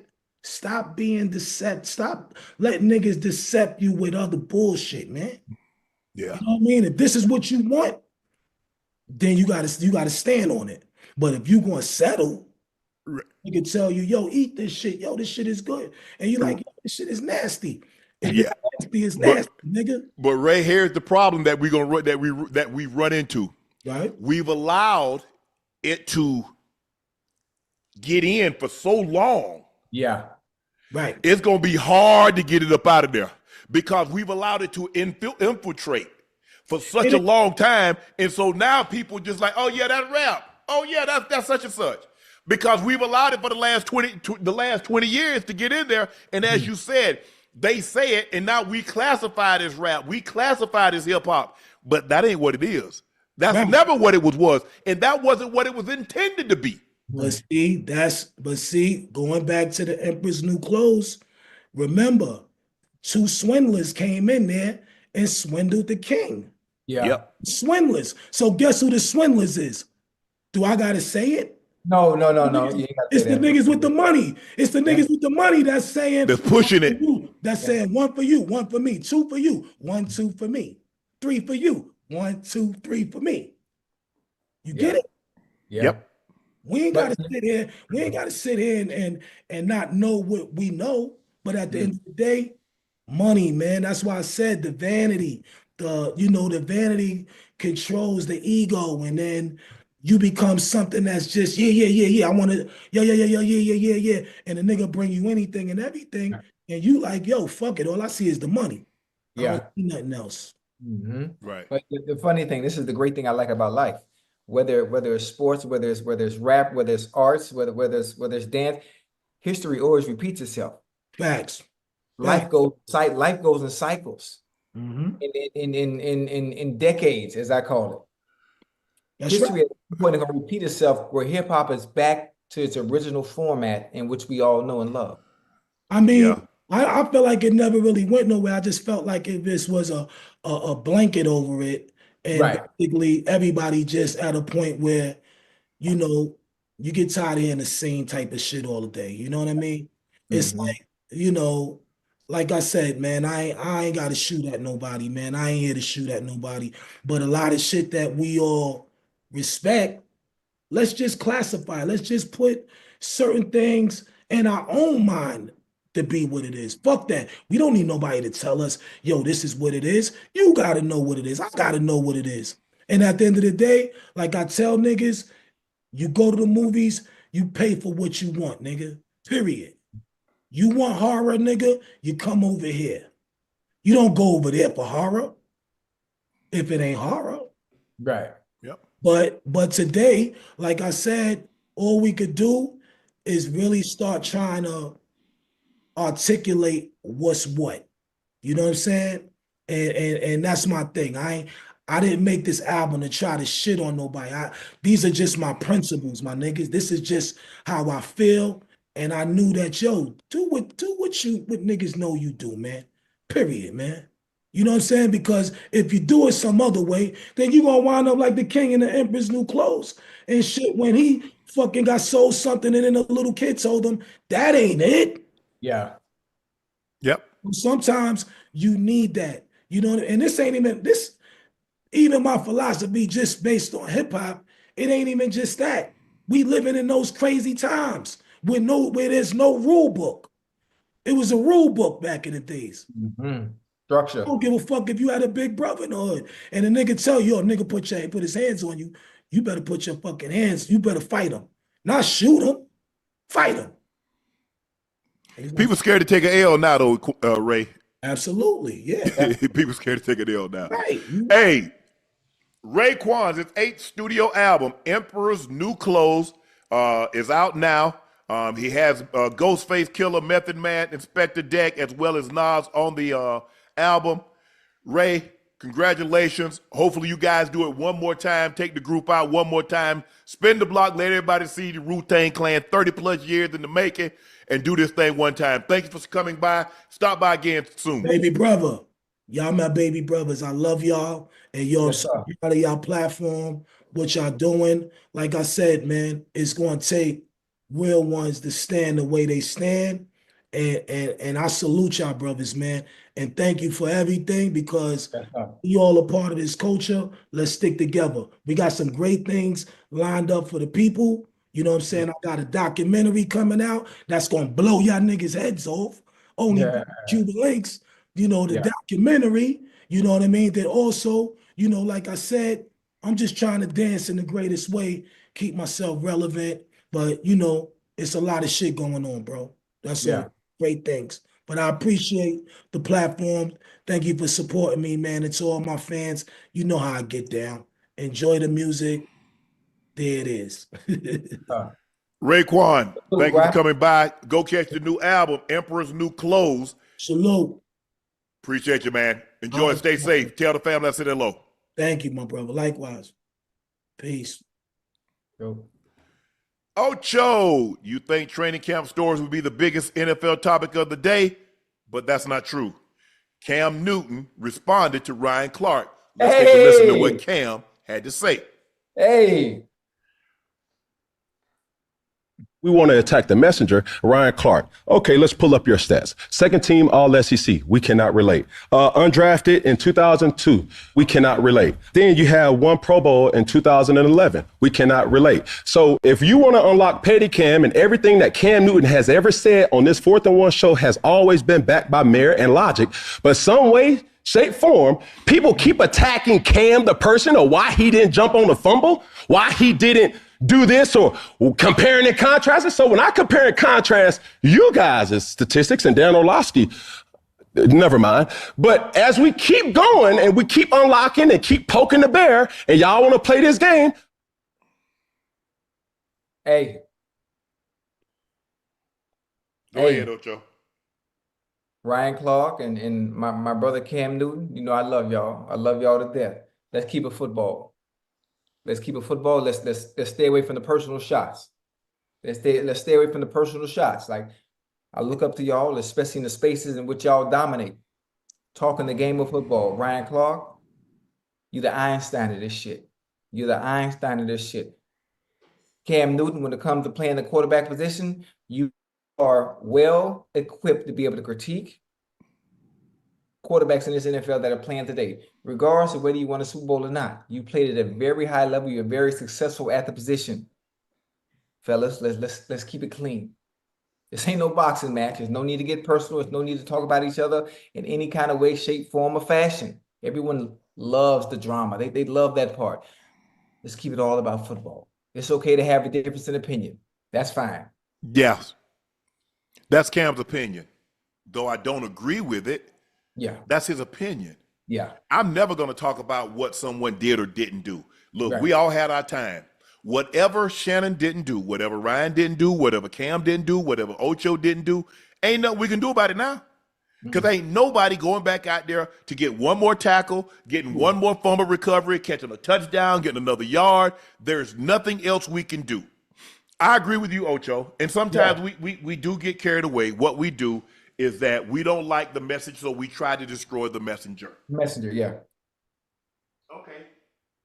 Excuse me. Ryan didn't agree with what Cam said. That's Cam's opinion. Cam looks at it like, look, I'm looking at it, and he has Saquon. He has 2 top 5 receivers. He has a very good tight end, plays the best offensive line in football, and is backed up by an outstanding defense. My only retort is there have been a lot of quarterbacks that had that. Yes, sir. And we never used that against them. But that's Cam's opinion. Yes, Cam, he had and has more to work with than you. But we can't diminish him because he has that. You don't believe because you said he has all these auxiliary, he has the latest and greatest. He has Apple. He has all this stuff when we, Right. I'm saying, Ocho, we had the big brick phone. We had the Motorola. Yes, sir. We had the little bag that we had to carry around, and it was $3 a minute. Yes, sir. And then you had the roaming charge. So if you left the area, that thing was roaming. Yes, sir. I hate when it gets like this. Yeah. Because I believe Ryan could make his point. I believe Cam could make his point. Right. I don't. But listen, I will say this. What Ryan and Cam doing, that is entertainment. That is pure entertainment. It's great. It's awesome, especially for the platforms. If you're trying to grow your platform, yeah. But no, they don't need to grow. They growing. They're gonna grow regardless based on the individuals. What the pivot is doing, awesome. What 4th and 1 is doing, is awesome. So what I saw from them, from Ryan the other day, and let me ask you a question. If under your logic, what do you think their most viewed topic is? What do you think Cam's most viewed topic is? What he had talked about, or the Ryan Clark? It's probably gonna be this one. Yeah. Okay, so the pivot? What you think their most viewed thing's gonna be? Whenever Ryan fires back. Thank you. Okay. I'm And what I try to get you to do is us to do is that we stay away from that. Yeah, I tell you to stay away from that. What you mean? I mean stay away from it? I stay away from it. I'm on the fence. I'm always on the fence. You ain't on no fence. No, listen.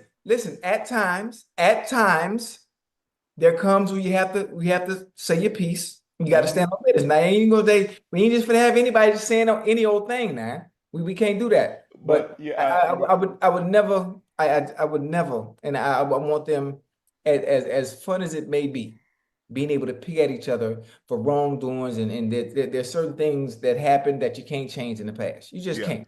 I don't want them taking the personal shots at each other. I don't like that. Let's keep it football. Keep the topics football, and both of them are well versed enough in the sport itself.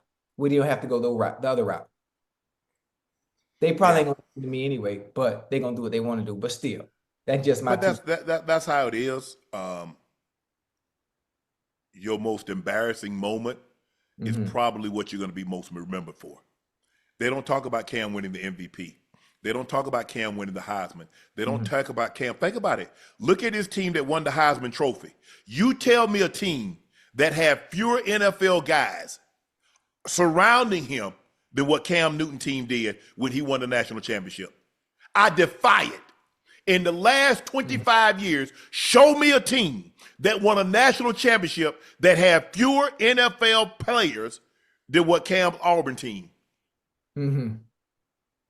I don't think he had a lineman to play. I think he might have had a receiver that played, had a cup of coffee.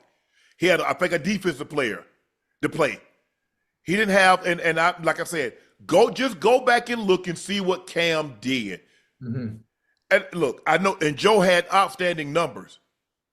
And there have been other guys. You look at Tua won a national championship. There have been some guys that's won national championship. What's the guy? Matt Jones and last year. But you look at that Auburn team and you tell me they should have won a national championship with that few NFL talent. So Cam has been great. Yeah, absolutely. He's been great. You can't take that away from him. I mean, no, but that's his, when he's looking at it, it, Ocho, it's kind of like you look at a receiver and you say, well, I like this receiver, X, Y, and Z. People going to find fault. Well, why didn't you pick this guy?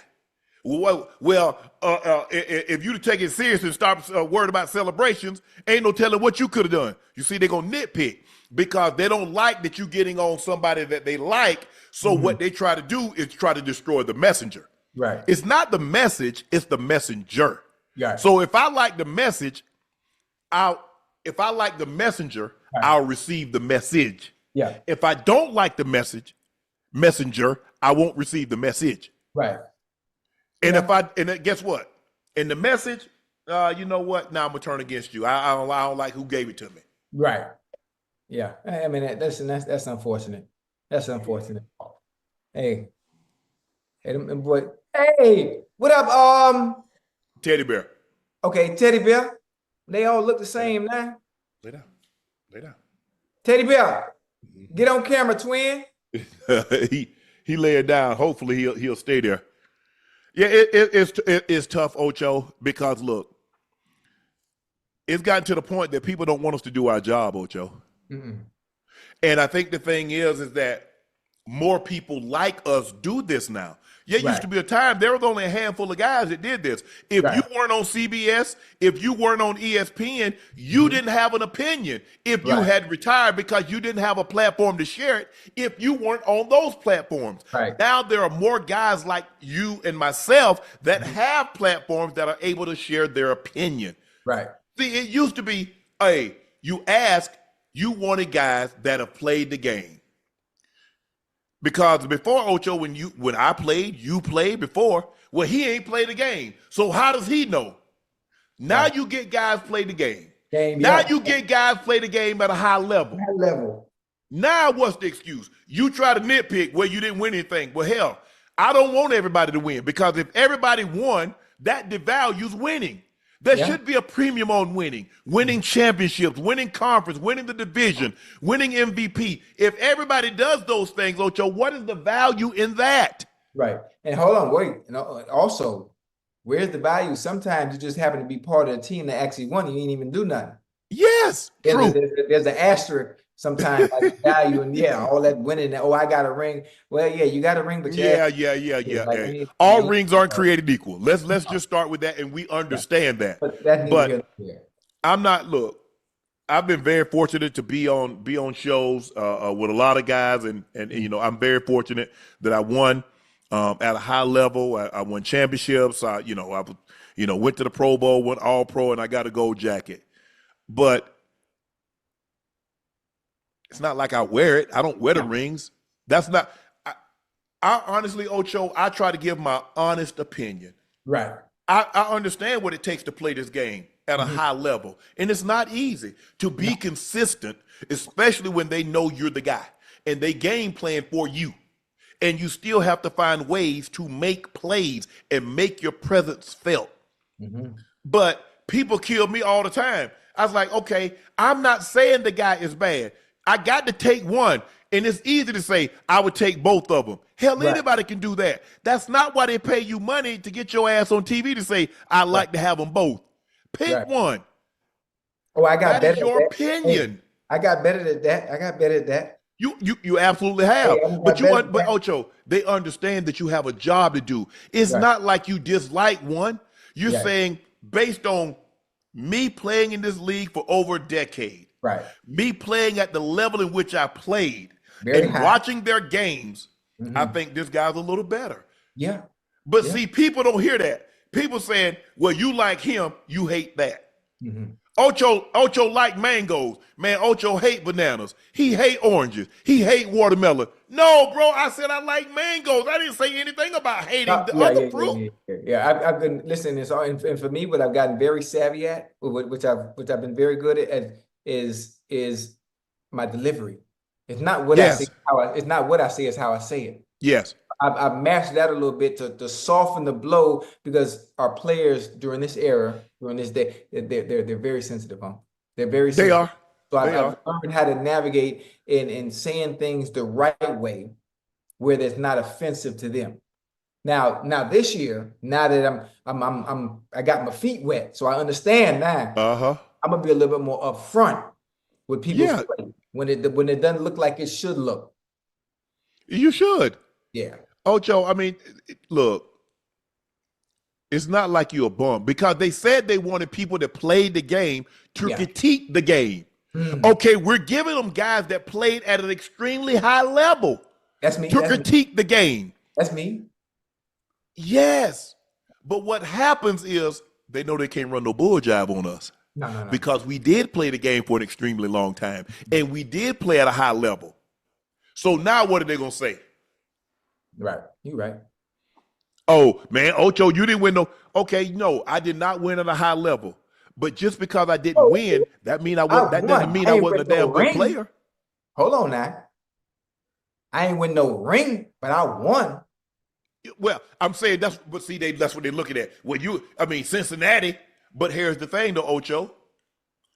You went to Pro Bowl, you were an all-pro. So somebody had to vote on those awards. Hold they on. thought enough of you to send your ass to Hawaii. They thought enough of you to be an all-pro. And I led the AFC 4 years in a row. And y'all, all while talking shit, while they were game planning for me. That was me. But you know what has happened to Ocho? Huh. It doesn't matter how many great things you say. They only heard the bad. Yeah. They only hear the bad. Yes, sir. Bro, I'm not saying you're a bad person. I'm saying you had a bad game. I'm saying you had a bad stretch. So am I not allowed to say what I see? Right.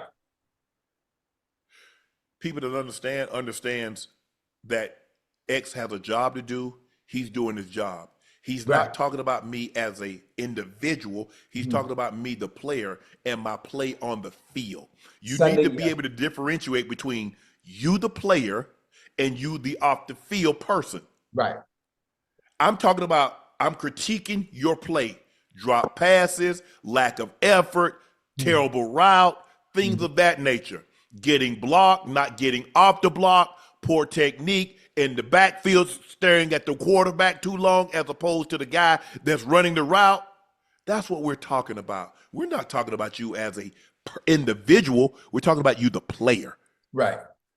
And look, I get it. Cam ain't gonna let nothing slide. Cam ain't gonna let nothing slide. So y'all come for Cam. Y'all already know. Duck, because the grenade coming back. Yeah. He gonna pick it up and throw it. He gonna pick it up and throw it back. Hold on. Ryan gonna fire back, man. Yeah. Ryan gonna fire back, man. So this is going to be an ongoing feud, which is entertaining. This is great. This is great entertainment. This is great for the pivot. This is great for 4th and 1. It's great for all parties involved. Listen, I'm on the sideline enjoying it and tell them, y'all, go to your corners, go to your respective corners. Right. Keep it about football. Yes. Training camp has started. Yes, because Cam is looking at it is that he was asked to do more. Right. Because he didn't have a running back like Saquon, he didn't have an offensive line what they have, and he didn't have 2 receivers like Devontae and AJ. Yes, Cam, you were asked to do more. But because you were asked to do more, that doesn't mean Jalen isn't a good quarterback. Right. I mean, he's a top 10. Now, if you want to say he's top 5, okay, fine. We can debate that. But a top 10 quarterback? I can't jive with that one. Yeah, I mean, listen. What I said it before when we talked about it the other night. What Jalen Hurts is asked to do for the Philadelphia Eagles, he does extremely well. What Jalen Hurts is asked to do within the confines of that offense, he does extremely well. People complain, and I said it. The way they play offensively is not aesthetically pleasing. He's not putting up Lamar Jackson numbers. He's not putting up Baker Mayfield numbers. He's not putting up Joe Burrow numbers. That's not the way that offensive scheme works. It's not the way it works. You do realize it's hard to play the way he plays because he has to check his ego. Because he makes $50 million a year, and now I've got to swallow my ego because I know people on talk radio and I know people on television is going to say Jalen Hurts couldn't do it. And look, my thing was I was saying he's going to have to play better than what he's playing. He was turning the ball over at an alarming rate. He was, and and he was playing bad. You look at the postseason when it hit, he played better than at any point in time. And that's okay. But to say I grade game to game, and that's what you love about sports. Right. because you get to update your resume each individual week. Every week. It's not like like Ocho, my resume good. They say update your resume every 6 months in the real workforce, but that's not how it is in pro sports. You update your resume every single week if you play a weekly sport. Now, if you play basketball, you updating that mofo every night. Yeah. You play baseball, it's the same thing. You understand that. But people that like, oh, you said pro, I got a new set of facts. Mm-hmm. Yeah. So when Jalen Hurts was throwing for 100 yards, did he look like what he looked like in the Super Bowl? Did he look like what he looked like in the NFC Championship game? No. Come on now.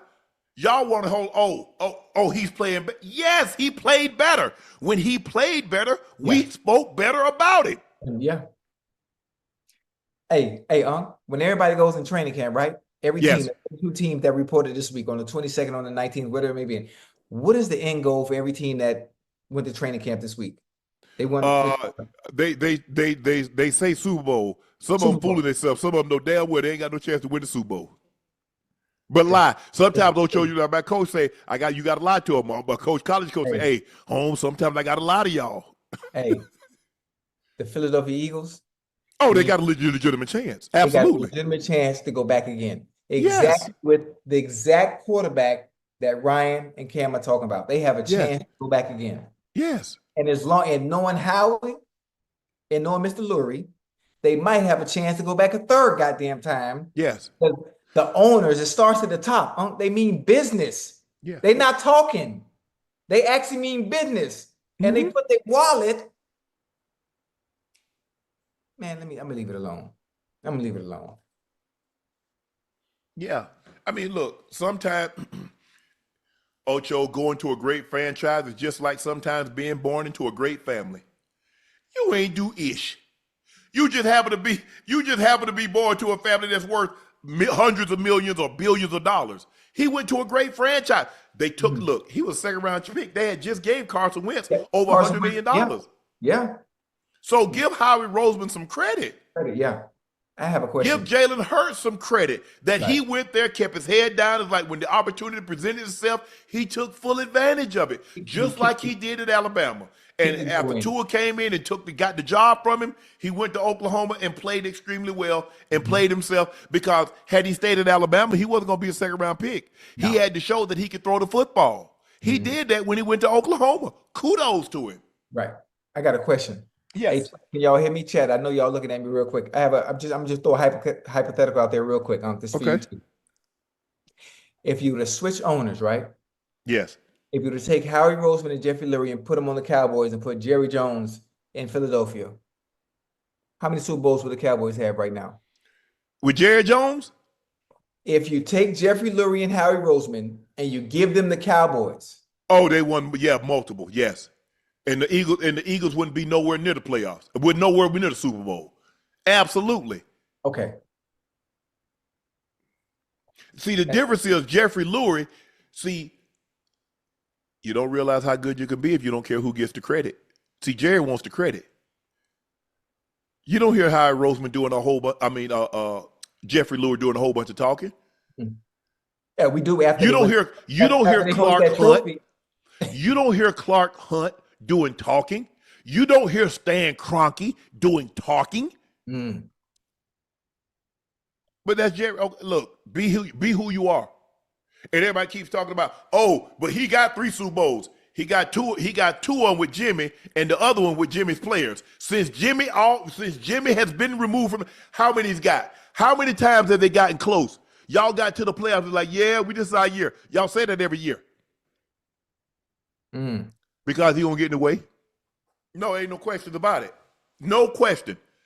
Even if he had Patrick Mahomes, it doesn't matter. He could have Patrick Mahomes. He could have Kansas City's roster. He could have Baltimore's roster. It's about him. You don't hear Steve Bisciotti. Oh yeah. Do y'all even know that Steve Bisciotti? If you're a Baltimore, Raven, you are or a Baltimore fan, you know who Steve Bisciotti is. Yeah. But for the most part, he stays out the way. Ozzie and Eric DeCosta run the show. See, Jerry wants credit. That's the difference between owners that win. Look at Eddie DeBartolo. Look at the Rooney. Look at the team. Mr. Kraft. Coach Belichick ran the team. Mr. Kraft was perfectly fine with Coach Belichick getting the credit. Right. You go back and look at Eddie DeBartolo when they was winning in San Francisco. Carmen Policy did everything. And he had Bill Washington, he had George Seifert. Go back and look at the Rooneys in the 70s. Bill Nunn Jr. that was Radio Raheem Daddy. You didn't know that Radio Raheem Daddy was the one that was selecting the players. Bill Nunn Sr. Bill Nunn Jr. was Radio Raheem.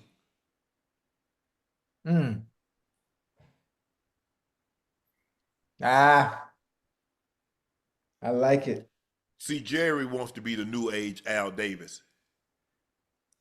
That's who his hero was. That's who he cozied up to early on. Al Davis, huh? Yep. Football season is upon us. It absolutely is. I couldn't be happier. But yeah, we're not. You want to get out here? Hey, oh look who it is! Look who it is, Ocho. Who that? Hey, there you go. What's up, Thanos? What they do, twin? What you doing up this time of night? Yeah, good question. What you doing up this time of night? He says, I normally go to bed around 9:30. He said, Titus goes to bed at 7:30, 8 o'clock. Thanos, on 4 What's up, twin? Said what?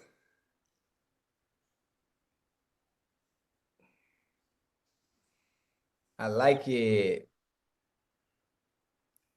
Say we went for a car ride today. Tell Ocho we went for a car ride today. Bark, bark. On the couch. No, please don't bark. Don't start that. Now, this joke is here. Oh, what a beautiful day. Yeah. Okay. Jalen Hurts was asked if he will open up his play style more now that he's won a Super Bowl. He said, no, I went a very long time being told I got to do it a certain type of way. That didn't get me the win when I did how everyone told me to. When you put so much energy into personal performance, you kind of lose sight of the main thing of winning. Since the loss in 2022, it's been my main motivation to find ways to win, regardless of how it looks. I just want to find ways to win, and that mentality I want this team to have. I like it. Perfect answer. I know a guy who won a bunch of games and a bunch of championships doing it that way. Tom Brady. Yeah. Putting the team. Y'all remember Tom Brady in his first Super Bowl? Didn't even throw for 150 yards. Do y'all remember Tom Brady in the Super Bowl against the Rams? In which the second Super Bowl when they played in Atlanta, how many yards did he throw for? You see? Winning. But now they want Jalen Hurts to get out there and be like Patrick Mahomes. Man, we need you to throw for 400. I throw for 400, we lose. Then what are we doing? Nothing. They just look good until you look at the stat line. The pretty person that get dressed up with nowhere to go. What good is that, Ocho? I got on my Sunday best. I got on some nice boots. I got on nice suit. Got nice outfit, Ocho. I'm dressed to the nine. Nowhere to go. I ain't got nowhere to go. So he throw for all them yards, and they lose. Now what? Nah. The most yards ever thrown for in the Super Bowl game, Tom Brady has it. What was the outcome? Loss. 505. Loss. One game he threw for 150. How many yards did he throw for against the Rams the second time in Atlanta? I think it was 2019.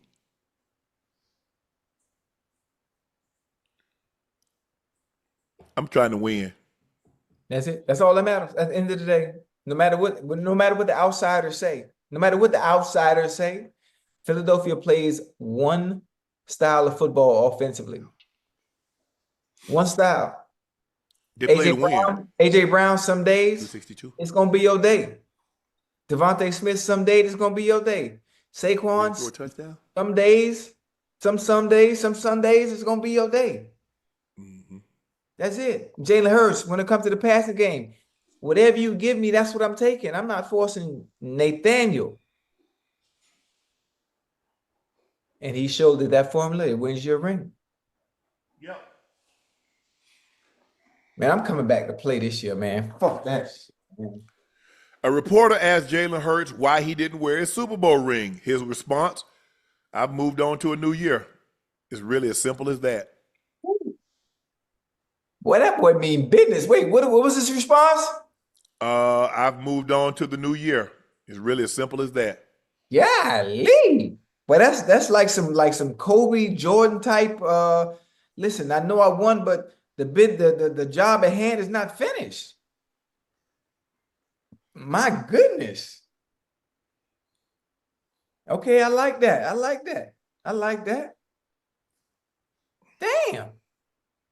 Oh, I definitely put mine on. I wore it that night, and then it went in the safe deposit box. That was it, huh? That was it. I don't wear them. Woo. Because here's the thing, though, Ocho. Yeah. They know you got them. Yeah. That's Yeah. all. Yeah. They don't need to have it on, huh? Yeah. I mean, I'm walking around side like ching, or ching. I'm trying like a wind chime. Nah, you know. Dang. I like that. Hey, he's very matter of fact. He's like, hey, I do. Hey, he coached by his dad. He played for Coach Saban. Yeah. The main thing is the main thing. And it's on to the next. That was Tom. What's your favorite Super Bowl ring? The next one I get. Hey, I got a question. Yeah. Hey, you think, hypothetically speaking, when the Yes. Bengals win the Super Bowl this year, you think they'll get me a ring? I don't know. They might. Sometimes that happens. Yeah. I think. Listen, they gave the Ravens gave Jo one when they won in 2012. Yeah. Sometimes, yeah. Yeah, I think that. So I'm probably gonna get me a ring because I know Joe and Chase and Mike Brown. They're gonna. Hey, listen, I might not be out there in real life.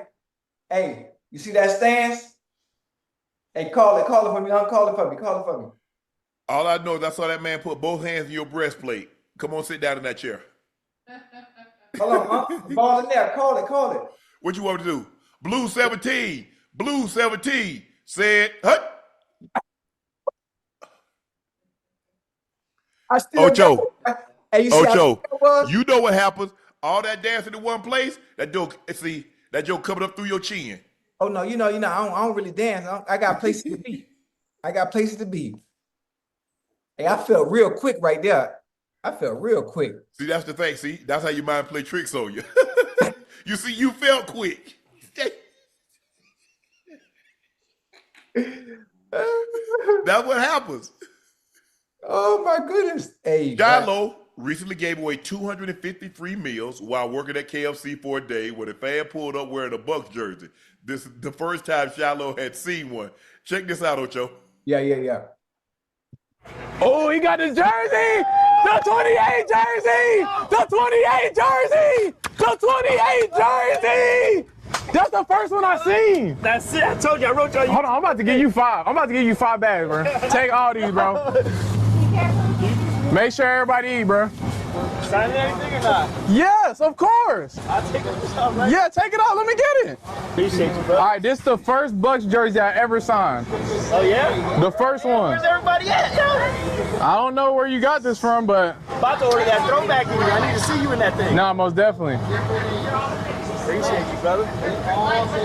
I'm gonna sign the front too. Yeah, do it. I was thinking that too on the way here. Oh, I ain't even show you this.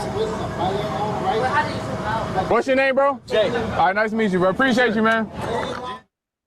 But hey, that got to be a great feeling, huh? That got to be a great feeling.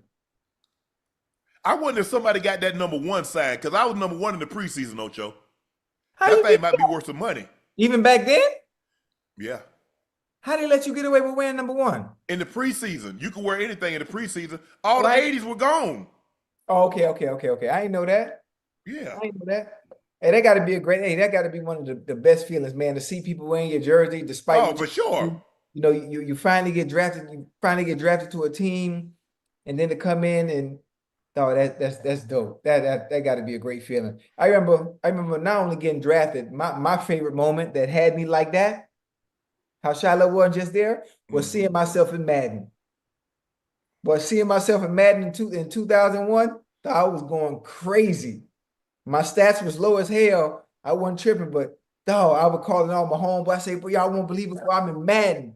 I'm in Madden. Just being able to play with yourself, man, that was awesome. Even I was Hold on now, Ocho. Hold on now. Rephrase that. What? Being able to pause. Yeah, pause. yeah, man. Hey, come on back with that one. Yeah, I know, yeah. Pause. Hey, it didn't even. Hey, it didn't date. It Clearly didn't. it didn't register. Clearly it did. That was good. That was good. My bad. Pause. Yeah.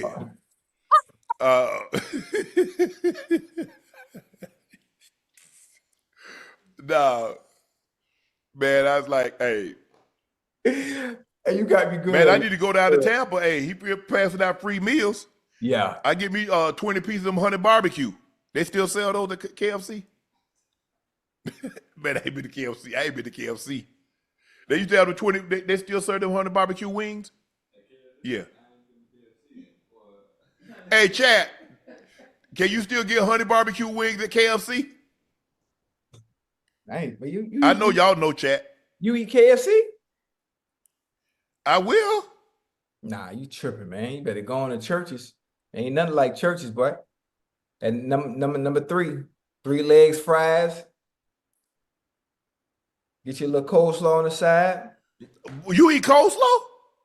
You don't eat Hell no. You don't eat coleslaw? Mm-mm. What? Mm-mm. Oh, okay, you know, the way you feel about coleslaw is the way I feel about my grandma okras. She get them okras from churches. I can't do that. No, ma'am. Talk about, do I want some? Absolutely not.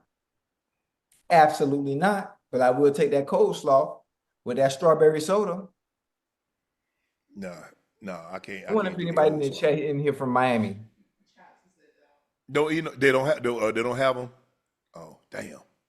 Because I think the last I had them in 1998, and I had them again in 2002. I think that was the last time. So, what a chat look like. man, I've only been to Popeyes one time in the drive-through. Oh yeah, Popeyes biscuits. But you know, did y'all have Popeyes? Because we got Popeyes on Friday. We got Popeyes right there. No, I'm saying for the team. I ain't gonna get. The lineman did that. Hey, boy, them linemen don't play. The rookies, man, they come with big bags of Popeye when we going on a away game. On the road trip, yeah. I remember them. Yeah, I feel. But see, we got Popeyes on Friday, so they didn't have the conventional meal. Normally, they have a spread, they have potatoes, and they have this and that. Yeah. On Fridays, you had Popeyes and you had pizza. Mm. And so they would always bring me like 5 wings. I just wanted the wings. Mild. I'm a wing guy when it comes to like chicken. I eat the wings. Right. Wings, short thigh, drumstick, breast. Oh man. Every time I think about, I know y'all probably talking, man, you could tell Unc Country. He talking about short thighs. Y'all say thighs, but yeah, we call them short thighs. We call them short thighs in the country. Short thighs. So what's your favorite part of the chicken? Wing, breast, thigh, drumstick? Leg. I love dark meat. Now when I go to Pollo Tropical, you know they got Pollo Tropical where you from? Or where you at? No, I don't know. Listen, they got what Ocho said. I love Pollo Tropical, right, Unc? Polo who? Pollo. No, they ain't got no. I don't know about no pollo. Yeah, so Pollo Tropical, I love. I always get half a chicken dark meat. I love dark meat, leg and thigh, rice, beans with sweet plantains, and that's why I get my jupina. If I'm not at Pollo, I get my churches, 3 legs, French fries. I need my coleslaw. I can't believe the chat don't like coleslaw, which I don't understand how you don't like coleslaw. No. Strawberry soda and my apple pie. And I'm good to go. Hey, you know who got some great fried chicken? Publix. Who? Man, what you know about Publix, man? Stop playing. What you know about Publix? I know when I go in there, I ask them, when the last time, can y'all drop me some wings? They's like, Mr. Sharpe is going to take us. I say, I'll be right here. Man, you done made me get up out my seat. I'm on my. I go sit in the car for them 12 to 15 minutes. What you know about public chicken, huh? Man, I go get the 4 wings, mac and cheese, green beans, and that roll. Hold on. We talk about Publix. Hold on. Please tell me, birthday party, you had Publix cake or the cupcakes. I ain't no cupcake guy. I don't know what kind of cake. I don't know what ingredients. I don't know what Publix does when it comes to the cake and the cupcakes at Publix. Lord have mercy. I ain't never tasted nothing like that. Anybody in the chat done had them Publix cupcakes know what I'm talking about. Man, I don't know, Ocho. Hey, boy, that Publix chicken and cupcakes don't owe me nothing. Don't owe me nothing. Oh man, boy, you just brought back some memories, boy. Nah, I got this lady, her savory and sweet treat ATL. Man, she do cakes. Yeah. She doing a red velvet for my brother. Yes, sir. He coming into town on Sunday. She can get down, huh? Hey, I already know she wash her feet because she have both feet in them. Yeah. Hey, there's a lady. Yeah, man. Hey, speaking of cooking, I haven't been able to find her. There's a young lady that used to cook for us. My friends and I are friends that came in town in Cincinnati. If anybody from Cincinnati sees this, her name is Miss Sonata. I haven't been able to find Miss Sonata in years. I'm talking about years. I'm sure this. What she cook? Man, when all them boys came in town, man, we used to have baked chicken, macaroni and cheese, candy yam, greens. I specifically would always ask her, Miss Sonata, please make me my yellow cake with the chocolate icing. Mm-hmm. Top of that, she had other specialties that she was exquisite at, and she would add that to the meal. And I'm talking about, I used to fly in maybe 30 people for a Pacific game. It had to be a good game we was playing. I had my homeboys off 50th Street, you know. Then I had my people out the alley. Call my alley boys, Vicks, all y'all boys. I know y'all probably gonna see this, man. And we used to come out there. We used to go to the store, right? Let me tell you how I had the stadium rocking in Cincinnati. I don't mean to be off topic. We would go to the music store, you know, like the music store like Sam's or something like that. We would get whistles, we would get drumsticks, we would get cowbells, and I would have all them boys in the family section. Everybody have on 85 jerseys. Everybody have on 85 jerseys, right? So we talk about 30, 40 dudes. Everybody got 85 jerseys on. Everybody had on Timbs so they could make the noise with the Timbs in the stadium with the bells and the whistles and the cowbells. Them boys turned the stadium out. I'm talking about turned it out. So they done put all of Liberty City in Cincinnati up there cutting the food like they the Junkanoo. Dog, them was some of the best times. And when that lady, Miss Sonata, used to cook for everybody, oh man, the food was perfect. It was good. It was good. Yeah, ain't nothing like old home cooked meal. Like I said, I had a teammate, man. I wish I could find her. Girl, you talking about that yellow rice and chicken? Yeah. But she cooked. I see why. Reggie, I know you watching this. Named Reggie Johnson. He ain't made weight yet.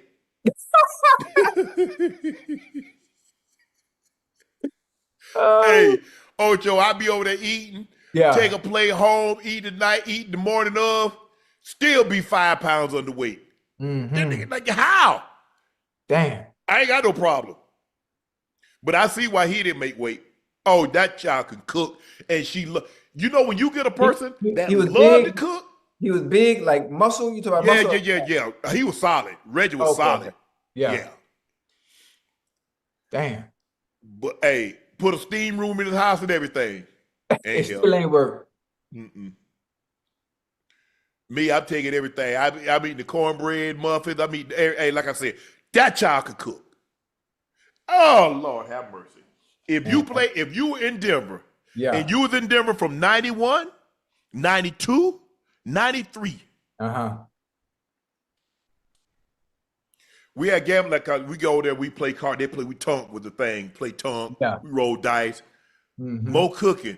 Oh man. That cheese with that ground beef in there with nacho. Yeah. Hey, you know what? That poor child knows she could cook. Yeah, I'm a little weird too. I don't know I'm like that. You know, as much as I love cooking in general, Yeah. I have a woman. You can't cook. You can't cook. I don't want you in no kitchen. But if it's like we having something big and then people coming over or something like that, now that is one of the only reasons I would allow someone to cook for me in general. Yeah. But it's me and I'm home and like coming home to a home cooked meal. Yeah. I don't like that. I don't like whoever I'm dating or seeing. I don't like them behind no kitchen and no stove or like it's weird. I don't know why I'm like that. And I've always been like that.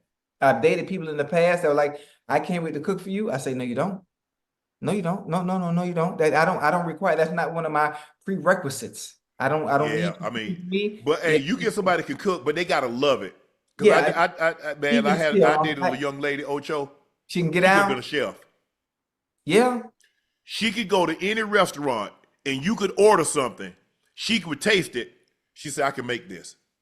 You go to Mastro's, you go to Steak 48, you go to any high-end restaurant. She would eat it. She said, I can make this. Right. Go home in 2-3 days. Yeah. She You got come it down home, pat. you think you in Mastro's. I said, nah, you can't cook like this. Cause my weight went from like 238 to 250 quick. Yeah. Oh, no. Hey, I don't know. I don't know what it is. And I've always been like that. And people, if you ever seen me go to restaurants, you understand how I've been tipping the past 30 years. Yeah. Then you understand why. Yeah. I much rather bless the service industry. Yeah. If that makes sense. I remember. Okay. Yeah. If I have an event, you know. Yeah. Bingo. I let my homeboy get on the grill. Yeah. But just cooking, me coming home and cooking after, like, girl, if you don't sit down and get up out of that kitchen, if I wanted someone to cook for me, I would have dated a chef. That's it. If that's what I want. I ain't in that. For one, you ain't running up my water bill or my light bill or my gas bill. So sit down. Let's start there. Yeah. I know what you can do. I know what you can do in the kitchen. I heard your stories, but you ain't running up my goddamn electricity. Lamar Jackson was asked if 2025 might be the year to finally win the Super Bowl. This is what he responded to, Ocho. He said, to be honest, I really try not thinking that far because every time we have those discussions, we get to the playoffs, but we don't punch in. We don't finish. I'm trying to finish camp the right way and then get ready for the Bills. I'm trying not to think about the Super Bowl yet. I like that. And I hate when reporters ask those questions, thinking so far ahead, one game at a time. Every player should be thinking one game at a time. We already know at the end. They only ask guys that haven't won the Super Bowl. Did they ever ask Tom Brady about the Super Bowl? No. Did they ask Patrick Mahomes about the Super Bowl? No. They only ask the quarterbacks, the great quarterbacks that haven't won it. Guess what? Lamar Jackson win, they'll never ask him about 26. They won't ask him about 27. If Joe Burrow if Josh Allen or I guarantee you they don't ask Jalen Hurts about no Super Bowl in 25. Right. Have he done it? Right. Yeah. Ocho, until you do it, he can do that. But until you show people you can do it, they're gonna be on your head. I don't think it's a good question to ask. I mean, you know what it is. We all in the training camp. We all have the same goal once we get to camp. The end goal is to make it to the Super Bowl. We already know why. We know why we fell short. Turnovers. We understand that. We all watch the game. I mean, understand reporters have a job to do. Let's talk about this season. Let's talk about this season. Let's talk about week 1. They go straight to the finish line. We don't want to go straight to the finish line. Let's talk about who we got week 1 and who we're preparing for. I mean, but that's neither here nor there.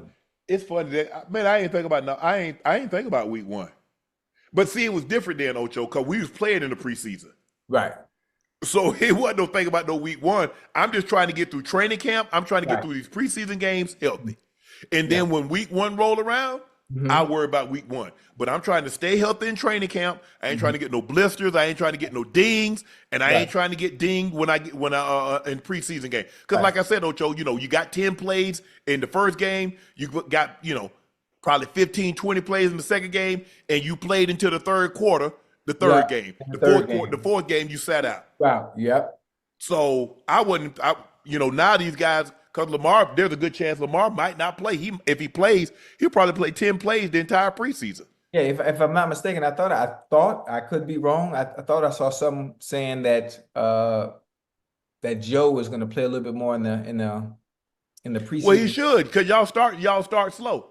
So something has to change. Change something up, Ocho. Yeah. Just play a few more snaps to get more acclimated to the game scheme, as opposed to just going in there, week one and trying to play catch up. Where I think every time a season starts, the defense is always ahead of the curve in front of offenses, because all they got. Defense is always going to be ahead of the curve, just like when we got the training camp, Ocho, Right. because they're reacting. Our stuff is timing. It takes time to get timing. Yeah. Mm-hmm.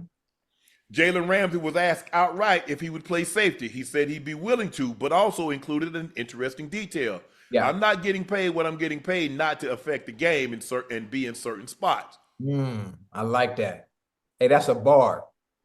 That is a bar. They not paying me this much money not to be able to affect the game. And where can a player affect the game best at the corner position?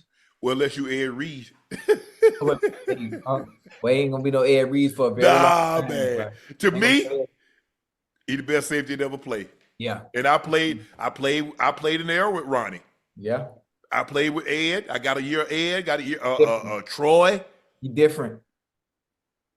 I ain't never seen a guy take the ball away like him. He was different. Hey, talk about a true student of the game. He can tell you what you're doing before you do it. CD Lamb needed to get something off his chest today, Ocho. Uh-oh. I feel like the league knows what happens when I'm healthy and I have Dak for a whole season. But if you don't, I will happily show you what's going to be like this year.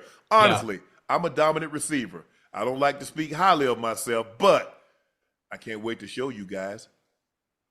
I like it. CD and George Pickens debuted a new handshake. Let's take a look at this, Ocho.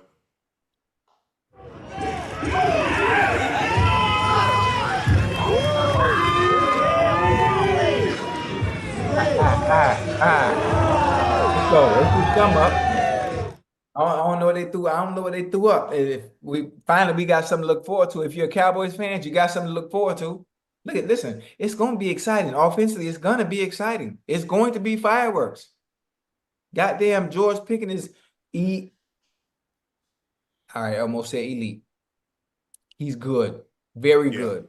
If he got his head on straight and he keep the I'm glad, Ocho, because we throw around that elite. We throw around that elite. I almost slipped up. Listen, if he keep the main thing this season over there in Dallas, not only is he going to have a great season along with CeeDee Lamb and Dak, he's going to have a nice payday at the end of the season. And it won't be with them. It ain't got to be the Cowboys. They don't need to be there. He can go somewhere else and be a number one and do what he needs to do. He done seen everybody else get paid, and he was supposed to be right in line next. So this is your year. Well, kicking the can down the road ain't going to help that with Micah. Because how you going to pay Micah? Because see, here's the thing. You signed Micah last year before this 35. You might can get him for 35. Yeah. Now you're going to have to go to 42, 43. Yeah, it's unfortunate, man. It's unfortunate. But hey. All right, Ocho, we're going to get out of here on this one. It's time for our final segment of the evening. It's time for Q&A.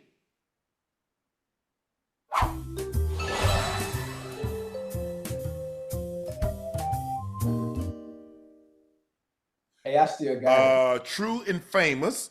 Jerry throwing shade at Micah. Micah depressed.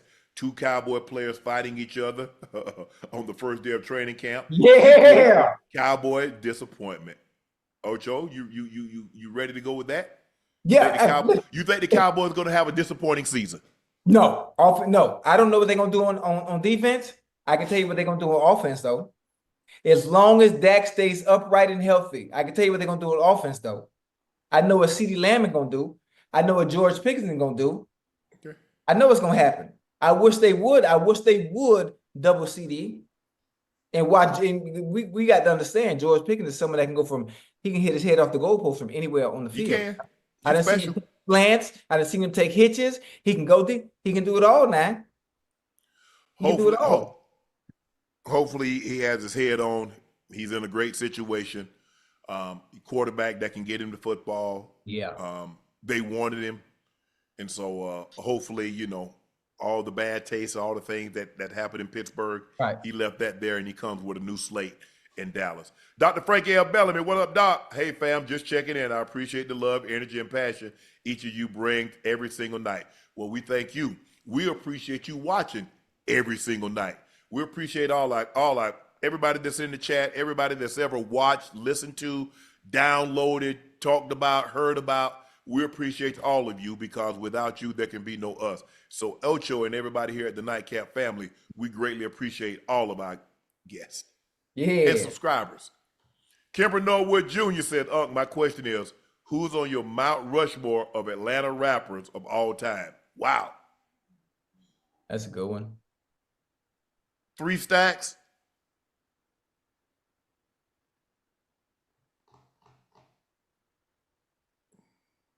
Damn. 3 Stacks. Tip. Jeezy. Ooh-wee.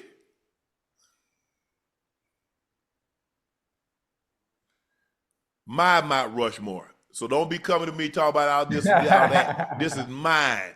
Right. 3 Stacks. Luda. T.I. Jeezy.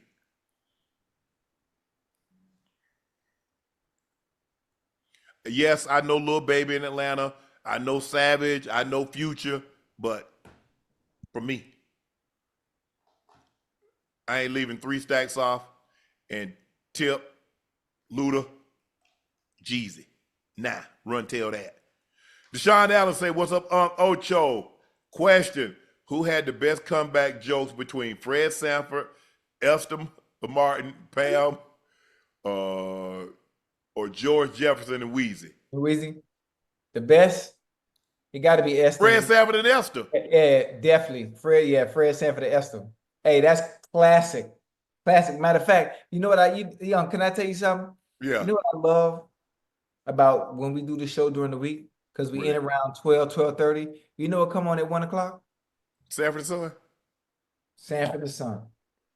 See, I would go Fred Sanford and Esther, Martin and Pam, and then George and Wheezy. Yeah. Absolutely. Aaron Owens, it's good to see players with short careers getting their just due, like Sterling and Tony Baselli. Hopefully Eric Williams is next. Thank you. We're very, very excited. My brother goes into the hall, a week from Saturday. What is that, the 1st? That's the 1st. A week from Saturday is the 1st, right? We're extremely excited. I'm excited. I ain't heard him speak in such a long time. He ain't got but 4 minutes. He ain't got the kind of time that I had. They said, get y'all ass up there and sit y'all ass down. Yeah. But it ain't but 4 of them, so, I mean, they probably let him go a little longer. But I'm excited. Pat Dubs said, to save your life, which jersey would you pick between the Raiders and the Steelers? The most sought-after helmet, the 2 most sought-after helmets at the Pro Bowl, Raiders and the Cowboys. You had to, put a bid in, hey, bro, if you make the Pro Bowl, bro, hey, can I get that helmet? Because you got to realize who's going. Yeah. You got Troy, the quarterback. Okay, yeah, I love to trade the quarterback. You got Time. You got Mike Irvin. You got Emmett. Those are the skill positions. And then you had Nate Newton. You had Big Easy. You had Larry Allen. Yeah. And then for the Raiders, you had Tim Brown. I think one year you had Jerry. Who else? You had T-Mac. Terry McDaniel. Yeah, but everybody wanted those. We were Steeler fans growing up. My mom liked the Steelers, so I think I took my first or third grade picture in a Steelers jersey. Franco Harris, never forget. Because you remember Steelers jerseys used to have those sleeves, Ocho. They carried the 3/4 sleeve. They had the sleeve come to your elbow. Mm-hmm. Hot ass jerseys. Jalen Ivey said, better season, Ocho 06, Torrey Holt 03. I don't even remember what I did in 06. I think Torrey Holt had like 16. I think you had 1,600 too. I think Torrey Holt had like 1,600. Because Torrey Holt had like a stretch like 4 or 5 straight seasons. He went over 1,500. Hey, man, you see that team he was able to play for? Torrey had 1,696. How many touchdowns? Oh, was that the same year that what you call him had? Yeah, 1,696, 12 touchdowns. And how many will Ocho have?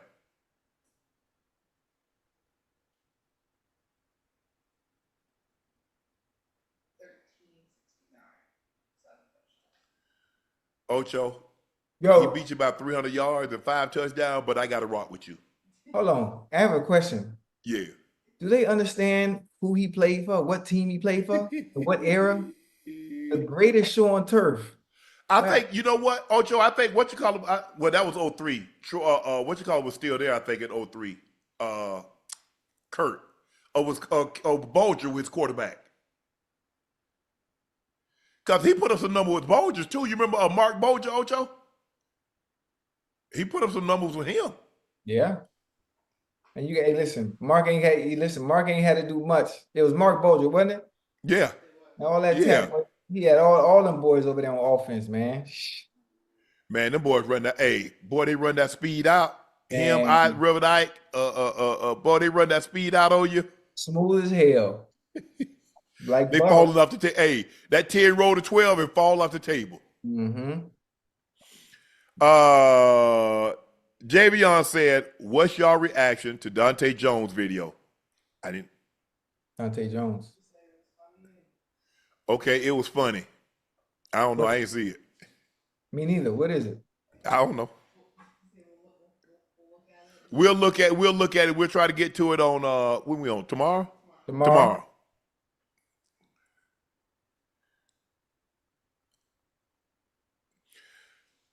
Hey, ISO Joe is back tomorrow. Plus, Kyle Pitts is stopping by.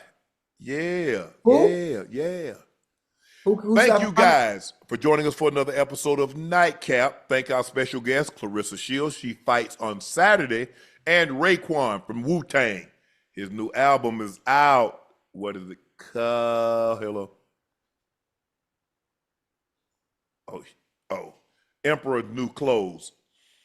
Thank you guys for joining us for another episode of Nightcap. I am your favorite Unc, Shannon Sharpe, my partner who's shadowboxing and co-host, Liberty City's own Bengals Ring of Fame honoree Pro Bowler. That's Chad Ochocinco Johnson. Please make sure y'all hit that subscribe button. Please make sure you hit that like button. And guys, go subscribe to the Nightcap podcast feed wherever you get your podcasts from. We'd like to thank each and every one of you for your support, your continued support, your eyes, your ears, your word of mouth. Thanks to you, we're able to accomplish what we've been able to accomplish. And thanks to you, we'll continue to be able to do that. So thank you very much for your support and your continued support. Make sure you check out Shea by Laportier. We do have it in stock. And if you can't find it in a city or state near you, order it online. We'll ship it directly to your door. We got something special that we're gonna premiere in a couple of days. I can't wait for you guys to check it out. I think you're gonna really, really like it. But order it in the meantime. Premium VSOP, the best premium VSOP. If you check out my page, you can see all the awards that we've won in a very short period of time. But don't take my word for it. Try it for yourself. I promise you, you will not be disappointed. Please go check out my media company page on all of its platforms, Shay Media, and my clothing company, 84 with 84 being spelled out. That link is pinned in the chat. Supplies are limited, and once they're gone, they are gone. So please grab yours while supplies last. ISO Joe is back with us tomorrow. Kyle Pitts also is stopping by. Thank you guys for joining us for another episode of Nightcap. I'm Unc. He's Ocho. We'll see you tomorrow.